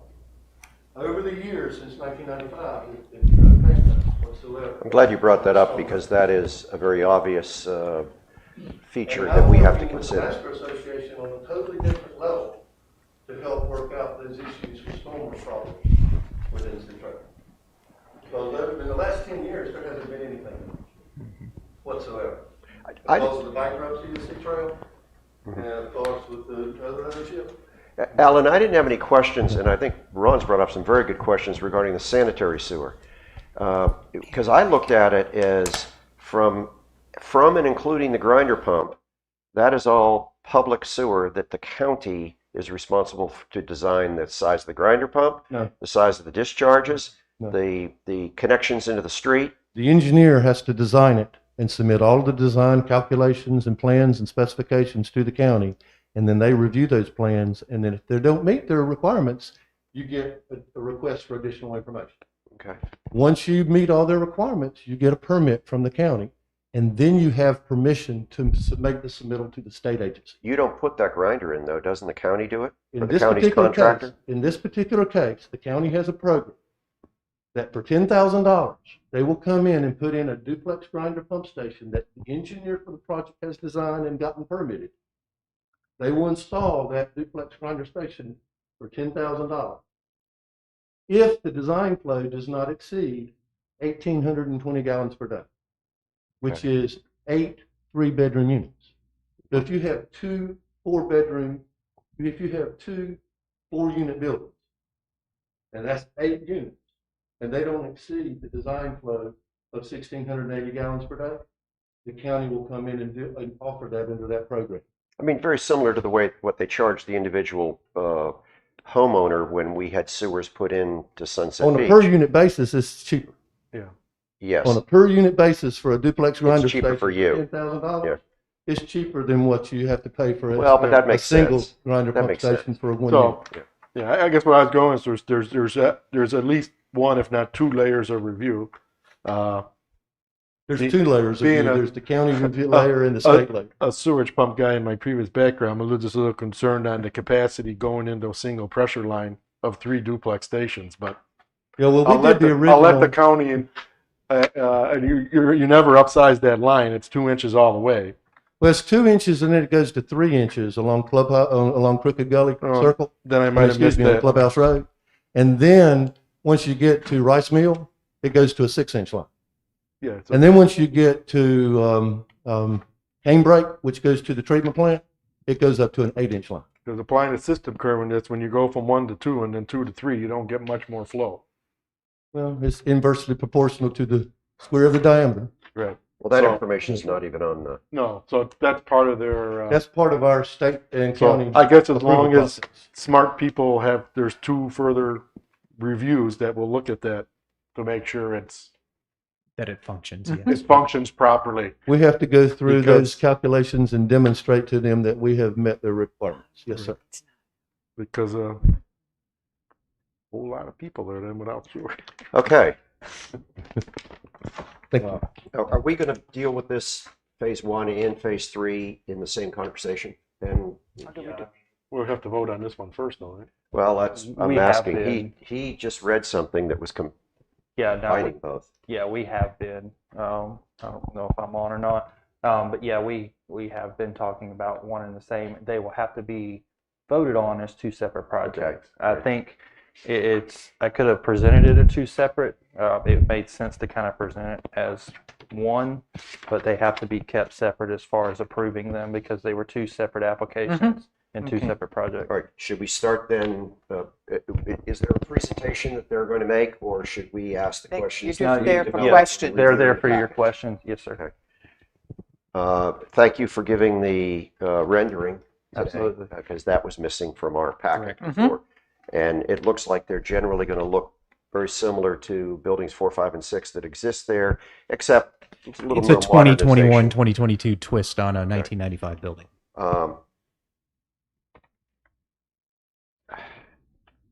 Maybe, and this is, I'm going to address this to Chad.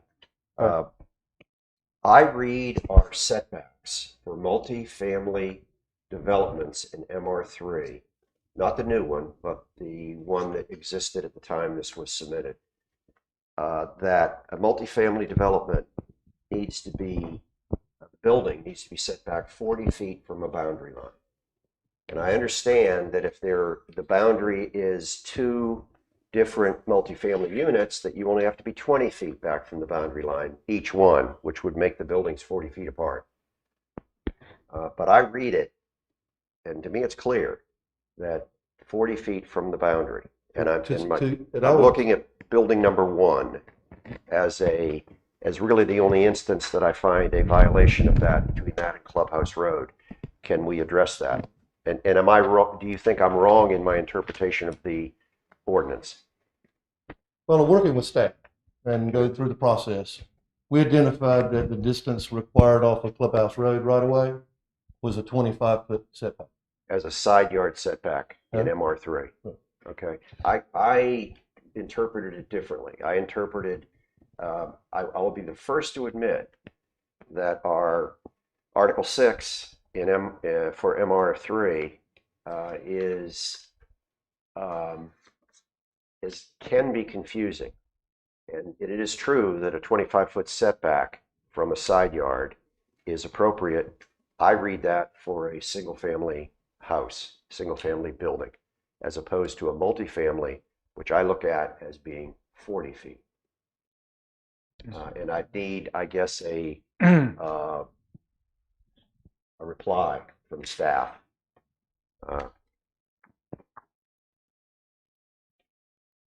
Our position would be that that's the side of the building, and the building front faces inward, the project, as the rest of them do. As far as the 40-foot separation, our interpretation as we read it along with staff was that that was to adjacent single-family developments.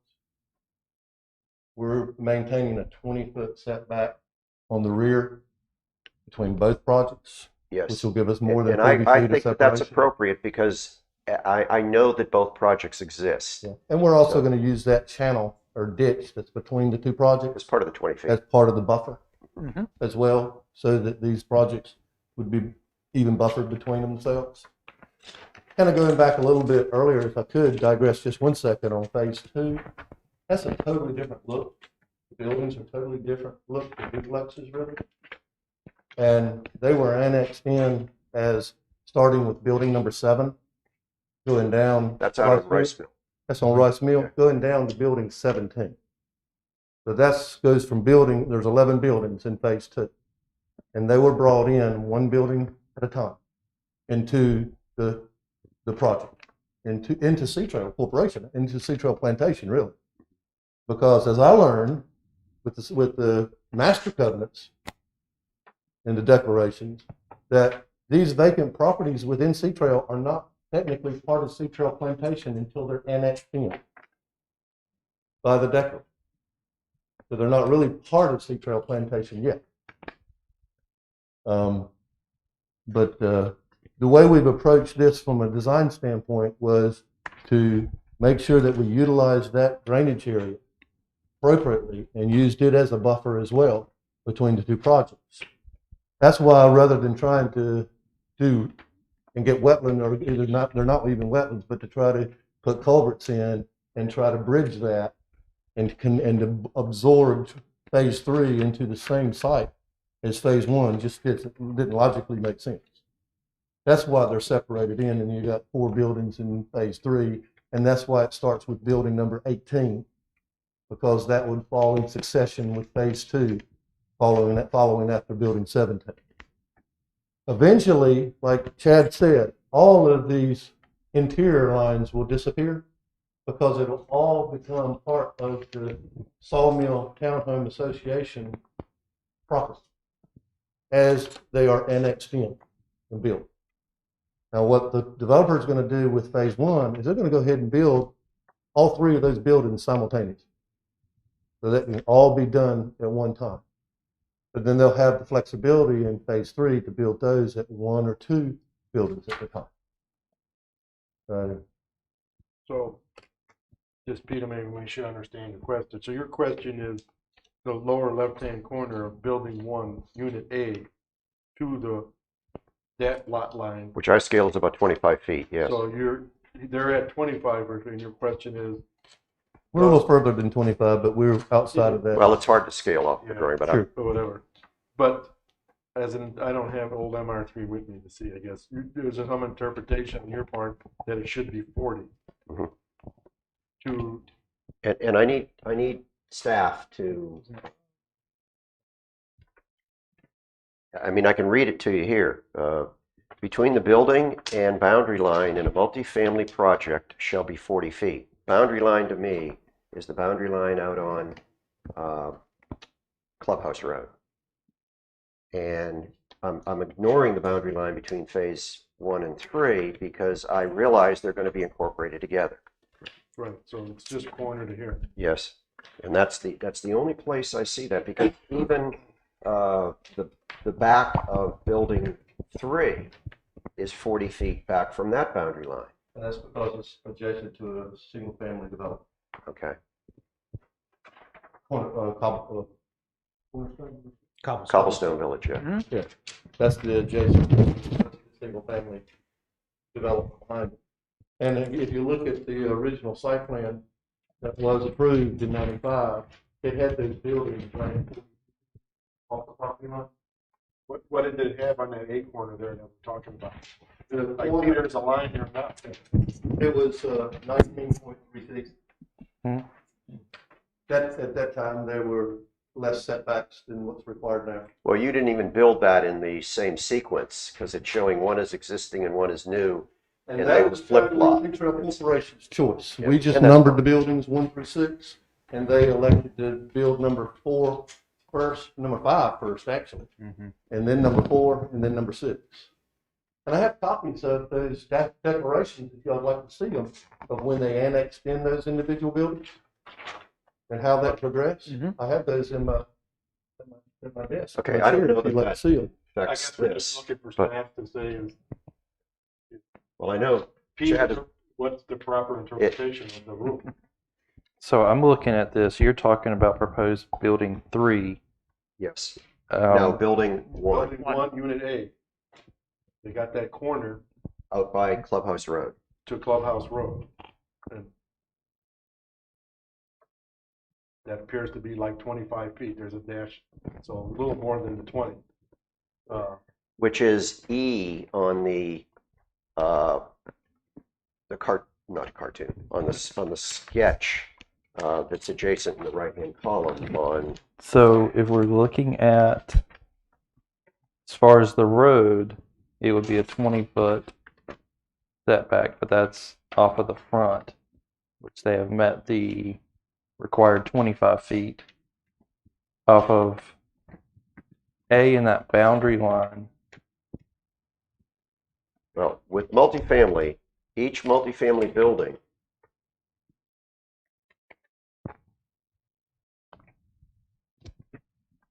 needs to be 20 feet apart from another multifamily building. That to me is clear. Yes. They followed that. Yes. I'm just reading E2, which is, and I'm reading the old version. It says between the building and boundary line in a multifamily project shall be 40 feet. Except where a multifamily project abuts an existing multifamily project, and therefore you need a minimum of 20 feet in that situation. Which it would abut an That's abutting the road.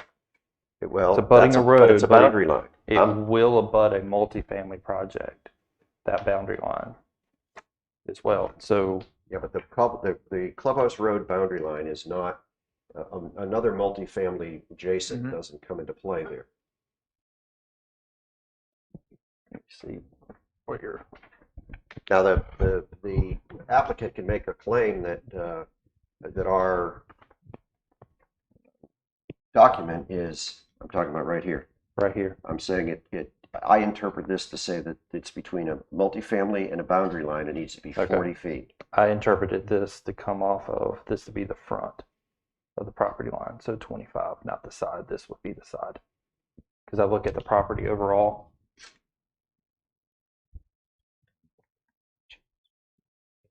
I'm reading under minimum side yard. Right. So if you look at the property as a whole, This is the front. right.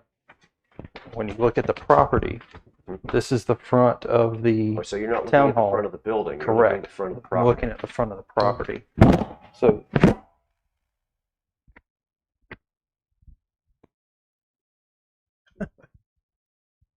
test.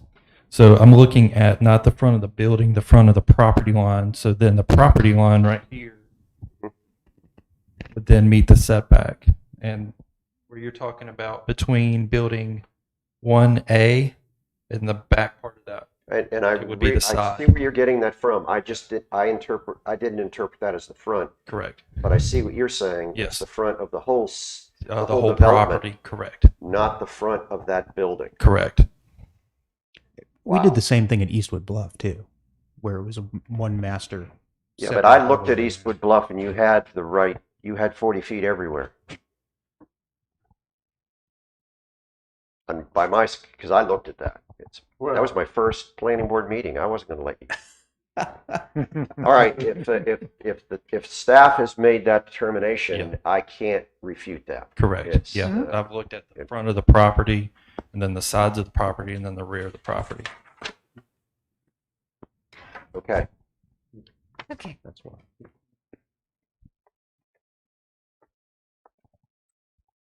Any other questions you want to have? You see what I'm saying? Yeah, yeah. There is some room maybe to move them a little bit as a group. This is nitpicking, but on page C31, upper left, you show 4-foot sidewalk minimum. But I don't think you're contemplating upper left-hand corner of C3.1. And it shows minimum 4-foot sidewalk. I don't think you're contemplating putting a 4-foot sidewalk in anywhere. No, they're 5 foot sidewalk. And that is minimum ADA requirements, but.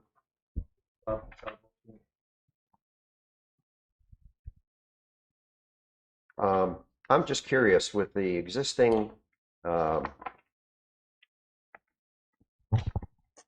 septic systems on building 4 and 5.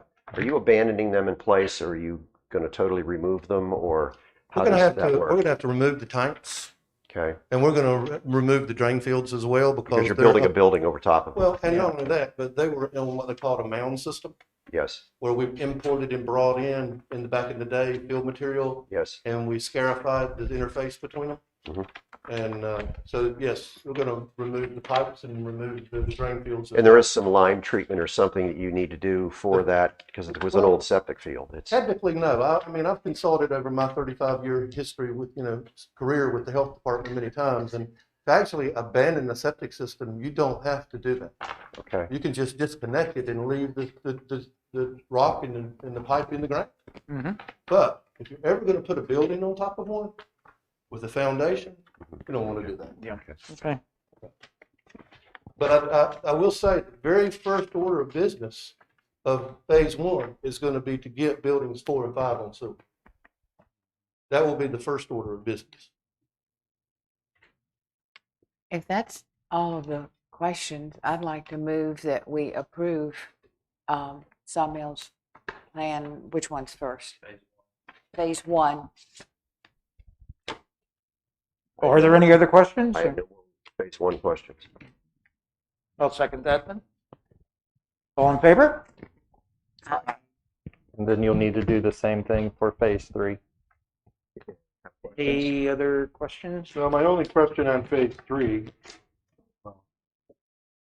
and he sort of addressed that a little bit on the trees, and maybe because just my eyes are not good enough, what I noticed, there was 82 inches of oak trees being removed. And if I remember correctly, there was a little symbol about 6-inch oak trees going in, maybe, but I couldn't find or couldn't see where that was happening. If you're So putting in you- 6-inch oak trees, God bless you. Where are you Well, gonna find I don't that? know. I couldn't Be figure that impressive. out. There was a little key. I'm trying to find the page now. There was a little key where it said 6-inch oak and a little, maybe obviously on the landscaping plan or someplace there was. But then I couldn't find where that little thing was being used properly. Or again, I will admit that maybe my eyes are not good enough to find it. So I guess my question to you guys is, you are removing 82 inches of oak trees, correct? If my calculations are right out of 4. We're at, building number 20, unit A, we're removing a 24-inch oak. Right, so I added up to 4, and I came up with 82 inches. And then You the could, parking lot corner near the dumpster garage, we're removing a Yeah. 22-inch oak. And then right there where the Bell kiosk is, Right, we're there's- removing an 18-inch oak. and another one across And the in way. Parking lot number 18, Right. we're removing help me with that, Tom, 18-inch oak, yeah. Right. So when I add those numbers up, I get 82 inches in diameter. Yeah, So, we have a total of 13 heritage trees on the project, is what I count up. We're removing 4 of them, which we have worked to design around saving 9 of them. right, and some weren't. We have, a requirement of 43 trees to be planted total, based on the acreage. We have 10 street trees that we're adding to that mix. Right. So we're gonna have to. So on this last page here, landscape plan, okay, those trees being removed are identified again, but I can't figure out where they're being replaced. I mean, you show a lot of landscaping and stuff, but that little symbol in the legend, 6-inch oak, I don't see where they're being placed anywhere. That references heritage trees. Yes, that's what on I'm the asking plan, about. The ones that were being removed or saved. So I see the 4 you got removed, but where are the replacement ones? Well, you've got them running all along the street there. You got them, out in the parking lot, out the area around the fire pit. At the end of the parking lot, on either ends of the parking lot in front of, buildings 20 and 21. Let me also note that we'll be doing something very similar to that we did at Birdwatch, which is the one on Crooked Gully and Clubhouse Road Right. that's under construction currently. So the legend symbol is not matching what's on the drawing. You got that little thing with the green around it. Yeah, and we're not landscapers, so I don't want to take the credit. The legend is not. Yeah, that was done by a separate. This legend, you're saying those are the trees you're putting in, but that ain't that legend. This is So that's what confused me. I'm not saying I'm right. I'm just saying. So you're saying that all these little green things here are all the trees you're putting in. Well, no, the No. ordinance requires us to put in 15 trees per per acre. acre. And we have 2.48 acres? Right. So we are going to have to plant 43 trees, and we accept that. And we are fine with that as a notation in the approval, that we have to plant that number of trees. And those will be what size trees? Well, the ordinance, I think, requires a certain caliber. I believe they're 2-inch. So we I got. think they're 2-inch trees. So the 6-inch oak. And we're was going to have really more just trees a- than this site plan It was a shows. legend reference. It really wasn't intending that you were going to be doing a 6-inch oak tree. Correct. And if you note on that landscape plan, it talks about the 15 trees that need to be Yes. planted back. Okay. But I just want to note also that these are kind of like Mr. Larkin alluded to, reference for spacing required by the ordinance, but we generally go back like we did in Birdwatch, and that's our anticipation throughout the entirety of Sea Trail and all our future projects, is to do the willow oaks with the crepe myrtles on the 45-foot intervals for the willow oaks, and then on 25-foot intervals for the crepe myrtles. So you'll actually be doubling up on the amount of street trees that are shown on the property here. I'll note that the street trees are located on the property. They cannot be located in the right of way. We met with the Department of Public Works. Even though our ordinance says that. Yeah, it does. This one actually referenced Chapter 98 because we maintain the right-of-way, that they could not be located inside the right-of-way. And every case is different because we don't maintain all right-of-ways in the town. But specific to this project, we do maintain this right-of-way, therefore they could not put the trees in the right-of-way. Probably should change that wording in our UDO then, shouldn't we? Yeah, it contradicts itself. But it also states in Article 2 that the more restrictive shall be approved. Right. We definitely commit to planting all the minimum trees that are required and exceeding what's required. We've done that religiously on all of our projects. As you can see, over What was done across the street from this, particularly phase 3? You created not really a berm, but it's but at a Seahorse? very heavy planting. So in some cases you can't even see the houses. that was actually, we did not plant that, but that was put in by That's in the front of original Seahorse developer. Estates. We didn't develop Oh, so Seahorse you Estates. acquired that after. That was there. Yeah, it was an existing subdivision and they just bought the lots. Correct. Yeah, we didn't actually develop that. Oh, tract you of built land. some homes. This is Never before mind. we were the Declan. Never mind. Okay. Never mind. It gets very I know. confusing I in understand. there. And not that it makes a difference, but the staff report, obviously, it's not 11, it's 16. So that probably doesn't make a difference. You can correct that on your own, right? And the acreage is not 4.25, No, right? it's 2.84, yes. Yeah, separate these lots out, it will probably reflect the correct 2.84 acres. But if you look at Right, I'm just saying, on the But if you report look that at we were the- given, that you did a little copy and pasting there, and didn't change the word 11 to 16. my fault. I don't know, so none of that's relevant, but I guess we're voting on their stuff, not on your write-up, Yes. right? Anything else? If not, I move that we accept Sawmill's plan of phase 3. Second that. all in favor? Aye. Aye. Thank you very much. Thanks, Thank guys. you. For more trees. I agree.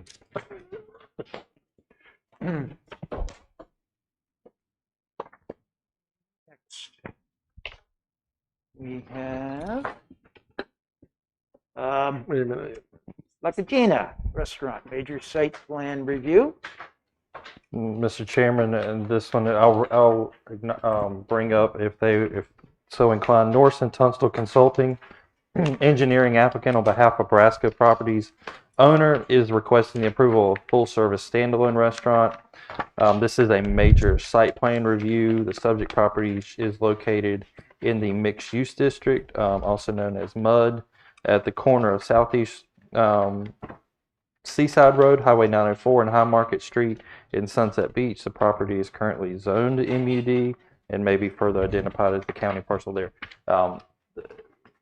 Serrato and Norson Tunstall submitted a complete application for a standalone restaurant to move La Cucina out of the current lease tenant space that they're in now to build a full-service standalone restaurant on the land that they own in between, adjacent to the ABC store, High Market, and then the vacant land right there. I'll recognize them if you have any questions directly to them. Mr. Serrato is here along with the engineering staff and his team as well, if you have any direct questions. The question about the road, Dempsey Way, I guess we're calling it. Is that just going to be a utility type road? Or By the way, I'm Phil Norris with Norris and Tunstall Consulting Engineers, and I'm Russ Fulton, the architect. yes, Welcome. it's our understanding that is an existing easement across the property, and as you can see on the site plan, there is continued interconnectivity there is, okay. across there. So, For so the future intent, development, for future development, like if something else was built. there's already built. Well, there is a lot beside us. That would allow access to that lot through the property. That is correct. And just a point, I have talked with the property managers, I guess I can call them, which is Dave and Kelly Stewart. They have talked about installing that road to completion already. So I think that is the plan. Would it go all the way through to the candy store? Or would I'm pretty sure, yeah, that's the plan, because the middle lot is supposed to is owned by the Mexican restaurant, if I'm assuming correctly. Yeah, Los Palmeros owns that that middle might lot. be the only way to get into that lot. Well, yes. So now, when Los Palmeros does come into play with building their standalone restaurant is a when and if thing. I've not gotten a complete application, but Dave and Kelly has expressed the concern about let's go ahead and build that road to completion already in. Just a brief overview. We've enjoyed working with Chad. Of course, we've submitted the plans. It's been through the TRC process. There were some comments that were generated, which have been all been addressed. I would point out to you on the site, water and sewer would be by Brunswick County, would be connecting to existing gravity sewer and water main that's on our side of the street. There's an existing fire hydrant, which is noted on the property. And for stormwater purposes, this whole area was part of a master stormwater permit with the state of North Carolina. It was actually a retention pond on the other side of the Went over entrance behind road the ABC store. that we would drain to, and we've already applied for what's called an off-site permit. This site has a certain amount of impervious allocation for it, and we are within that allocation. So that's a separate permit, which we've already made application for. And that addresses the stormwater requirements for this particular piece of property, because all the runoff will be collected and will go through that retention pond. I commend you on putting a sprinkler system in. Kudos. So, and we'll be happy to answer any questions you may have. Should be. Just curious, you have some compact car spots. And yes, and I'm sure they're there because that was the space available, so you made them smaller. So we don't have arguments and fights. Will they be signed? Will they be marked? Yes.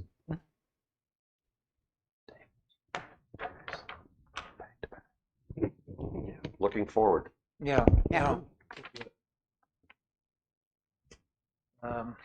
Your notes, Chad, we talk about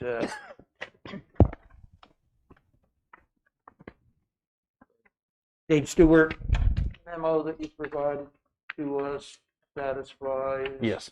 Any questions that we might have with that group? Yes, and I met with Dave and Kelly about another. I've met with Dave and Kelly and Mr. Serrato's team along with Norris and Tunstall, I think a few times, and we discussed that. Okay. Was item I there?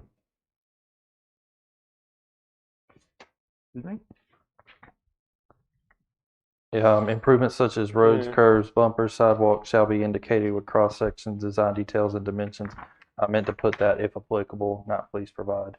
So that's satisfied? yes.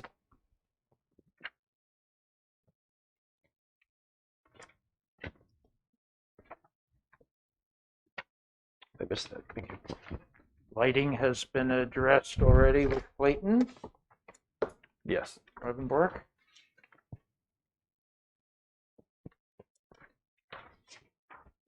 Do you have any other questions? Okay. So make a motion to approve it as presented. Second motion to approve? Second? Second. All in favor? Aye. Thank you very much. Good, thank you. Good luck.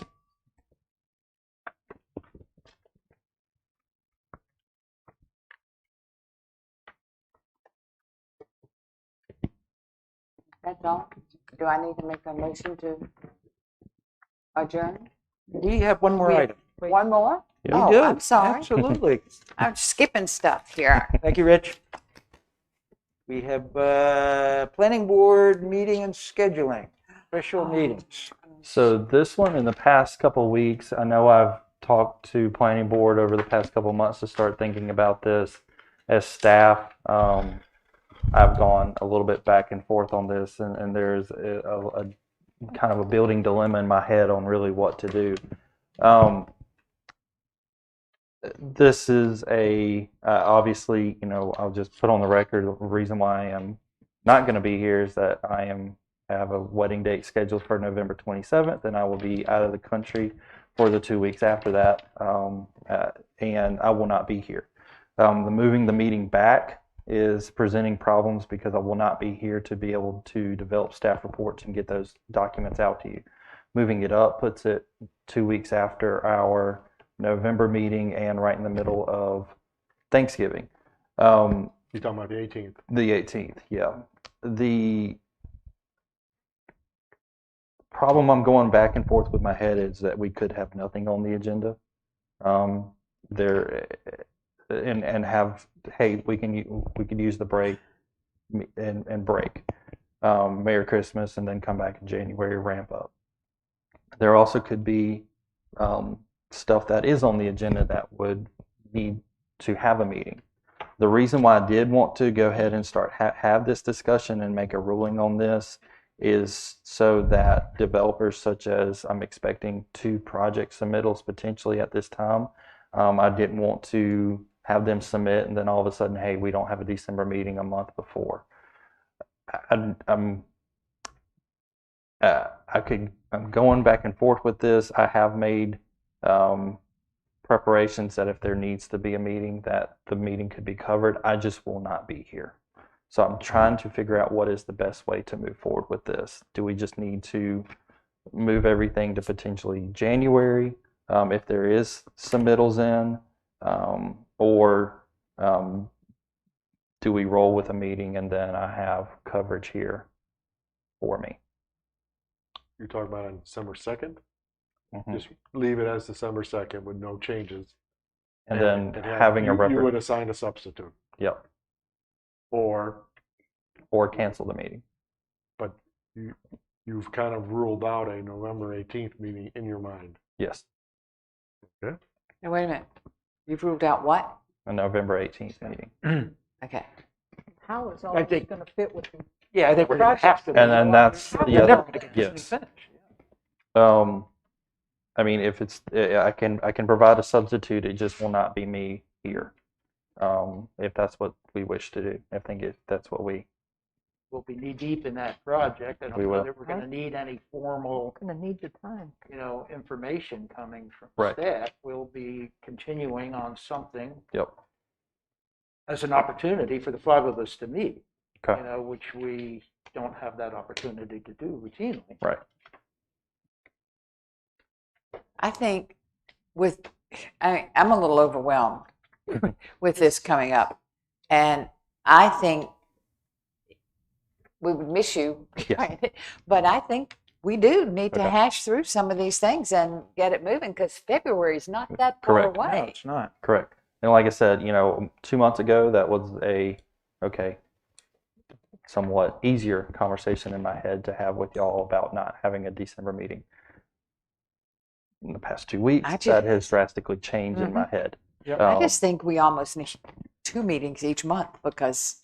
And that's one of the things I'm going to talk to Don about that. What does our exact schedule look like moving forward? Does it include a second meeting in September, October, and moving forward? So what does that look like? And that's the thing where I don't have those answers quite yet. It's the answers I plan on having before I leave for a long weekend by tomorrow and sending out an email.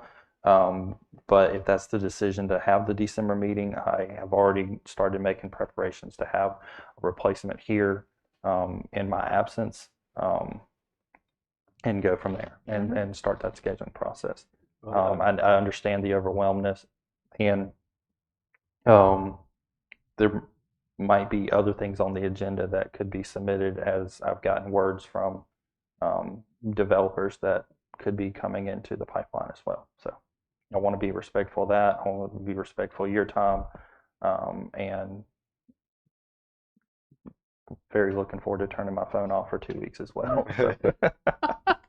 Pull the SIM card out too, so Yes. they don't know what happened. It's a word to the wise. It- Well, I guess I have no problem leaving the December meeting on. Somebody else obviously do your part. I mean, I guess technically in my mind, if I was your boss, there should be somebody underneath you that can handle it because Well, we're working on that too, but obviously we'd love you to stay all the time, but you're not going to be available forever. So somebody else should be able to handle it. So. Yeah. One of the issues is that, and I agree with Ron, I think we need to have the meeting on December 2nd, schedule it, keep it scheduled. However, it's even if Wes comes in or whoever comes in to help you, they'll do fine if somebody has a plat approval. But we're going to be deep in the weeds in this RCCP item, and he may not be as in tune with it. But you also have Jack Hobbs, our town administrator, and Lisa Anglin to your availability as well. And as I am the contact person for this project for the RCCP, Lisa and Jack play a very pivotal part into Jack's this. already made some very good comments on the question, the preliminary survey. questionnaire. So. So I guess to me, the second question is, and where Tom was going earlier, do we need to schedule separate meetings just to work on this? And that's, whether you're around well, or even participate. I've already talked with Lisa about that, who was the town clerk, about what an emergency or second scheduled meeting looks like. It is a 48-hour advance notice, so we would definitely be able to meet the requirements of that. And I wouldn't be opposed to having two meetings in September, 2 meetings in October, 2 meetings in November, and setting them up for the 1st and 3rd Thursday. Plan for, and plan we can for cancel. And I'll bet you but let's that's not going to be enough. All right, and I will, now that I have your blessing on that, I will start working on the hard set schedule with the RCCP to be able to do that. You get overtime. Yeah. I really, because I'm telling you guys, when I started looking at that, I went. And I gave you more today. And I have notes written all over it, and things that we haven't even touched. I mean, that we need to. I've been looking at this thing for 6 months, and it's confusing. It's complex. Yep, there's a lot of work. There's a lot of work behind it. But it's important. This is probably one of the most important things that I like what Chairman said about putting the UDO aside, the focus on that until we get through this. Maybe you didn't say that. But Well, no, that's what I did say. Because I just don't see how we could tackle the two in parallel. And one of the things, or ongoing. I'll have an update for you at the next meeting on where we're at with the UDO audit and rewrite. I'm meeting with Wes in the middle of this month to talk about that. And one of the things I'm going to take into consideration is where we're at with this project and making sure we don't have any overlap and overwhelmness and stuff like that. At the next meeting, if we can get input from the ERC and from Town Council, we can at least make significant progress in getting a questionnaire together that is then going to go out to the town, and then we'd all be together for that. That's important. We have to involve the community. Yes. Okay. All right. So we'll keep the December second meeting. And then look at. I'll have. Have the second meeting of every month. I'll have an this. update with y'all for y'all. Right, so we got 1 week to get the stuff into you. Yep. A week from tomorrow. Yep. And then the next week we're going to have a meeting. And what we're getting into you, just so I'm correct, because I In the plan. organized, because I get confused, is the questionnaire we want to send out. That's the information you want our input on that by next Friday. Next Friday. Yep. Okay. And then if we meet, then we can finalize it. The plan Yeah, would be the I'd like next to meeting would finalize it to as a group. review all of our comments and Yeah. see if there's a dispute. One person says this, the other person Right. says that, and they're opposite, which one gets. I agree. And, Well, I agree. and We're leave just them to individually gonna decide what. Send our comments to You you. know, it should be our Yes. decision. Okay. As we do, you'll consolidate it. Yeah, I will consolidate it, and I'll And get you back to can- y'all on the meeting schedule as well. I've got to see what Dawn's availability is, what all this looks like. Will her team have enough time and all that? So I'll be definitely updating y'all. What I think an important thing when we submit things to Chad by Friday the 10th, we have to look very carefully at this 9-page all text item because it gives background on the effectiveness of a questionnaire and how to be substantive. Okay. So rather than us just saying, because we're going to be dealing with the catch basin in front of my house doesn't work. you know, that's certainly not what this plan is all about. Okay. It's not in that focus. And I guess, I don't know, too early to call, but probably to me, in my mind, the next step was going over what are the critical items or not, because it seemed like that list was a bit off. Go. Might be You'll have a forum. next step. Very, very generalized. I'll call you. I looked at that as being boilerplate that was in there Right. for filler, so maybe I'm wrong. Okay. Do you have anything else? I think we're. Not a motion to adjourn? Wait, Well, we got public comments. You got public comment. Oh, sorry. Number 6, Do you have any item public 6. comments? If so, Okay, please, sir. Oh, hey, I just have public comment. I don't really have an agenda. My name's Lloyd Schaefer. I don't even live within Sunset Beach proper. I always Can you thought speak into the microphone a little bit? It'll help. and your address is, sir? my name is Lloyd Schaefer, LLOYD-SHAFFER. I live in Ocean Ridge Plantation. Okay. However, I've been coming to Sunset Beach since 1972 every year, at least once, when I lived in Indiana, Ohio, and California, because when I lived in Charlotte, I fell in love with this place. I always thought I'd retire to Sunset Beach and live on the island. As I got older, things just didn't work out quite that way. I live in Ocean Ridge Plantation, and the reason I came today was because I thought that we were gonna have something presented with regard to Jaguar's Lair today at this You're meeting. correct, we were, but They we're pulled. not. They But I'm glad I stayed despite that. Has that been put off to another meeting, or is it scheduled again? So it's scheduled again till right now for October, October. unless they tell me otherwise. Unless they pull it out again. Okay. What's done in Jaguar's Lair will affect Ocean Ridge main campus and the homeowners association and the fees and all that. That's why I'm here. I'm interested. I was mesmerized by the proceedings today. I'm really thankful you all have a good heart for what you're doing. I can tell that you do, and I think that's good and proper. I particularly was glad I stayed to see that. There are a lot of things that I see happening here locally that I don't like and that I have concerns about. One was mentioned several times, infrastructure needs in the area with regard to the incoming new residents. 2 cars for every new resident. Sewage needs, water needs, electrical needs, police and fire. What's going to happen on the beach as far as parking? All those things. And I know you have all these things on your boxes you check. I think somebody said something close to this today in one of their presentations. You take care of the small things, helps take care of the bigger things. Some of these small things are easy to get through, get forgotten. I urge you all submit to you that stay on the small things, please. I love Sunset Beach. I have a mailing address for Ocean Isle Beach. I never go there. My heart, my feet are in Sunset Beach. I'm a steward for Bird Island. Okay, I love Sunset Beach. I wish I were part of the community so I could participate as you all are. Jaguar's Lair. Last point. I know I have 3 minutes. Jaguar's Lair. I've been at Ocean Ridge for 6 years. I have encountered so many promises, things that were said that were going to be done, that should have been done, that are still not being done, that are not being attended to by the developer. I fail to see how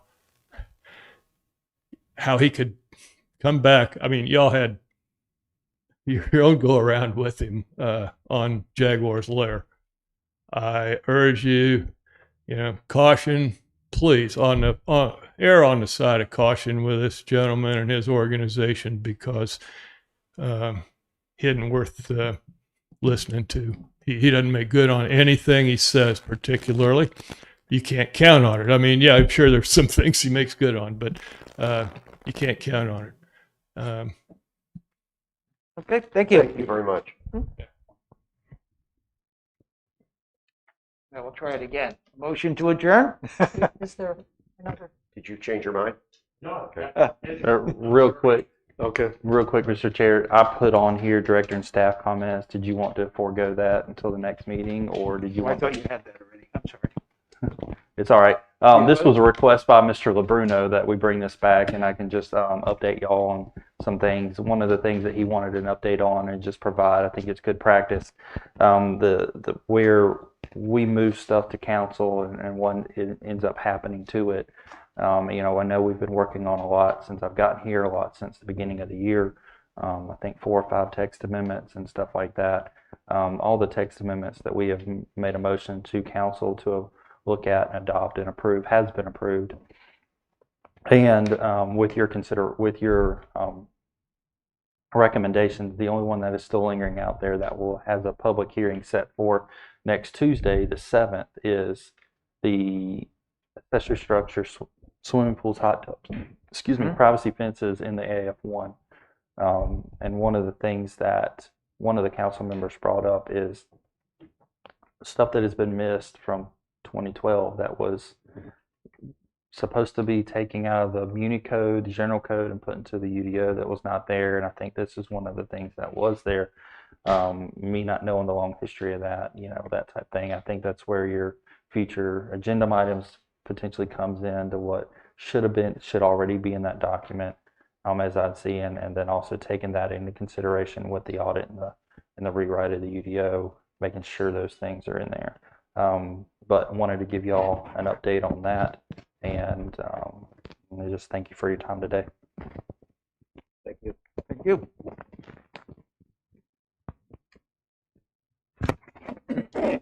All in favor of adjournment? Motion to adjourn, Dennis. Yes. Aye. Aye.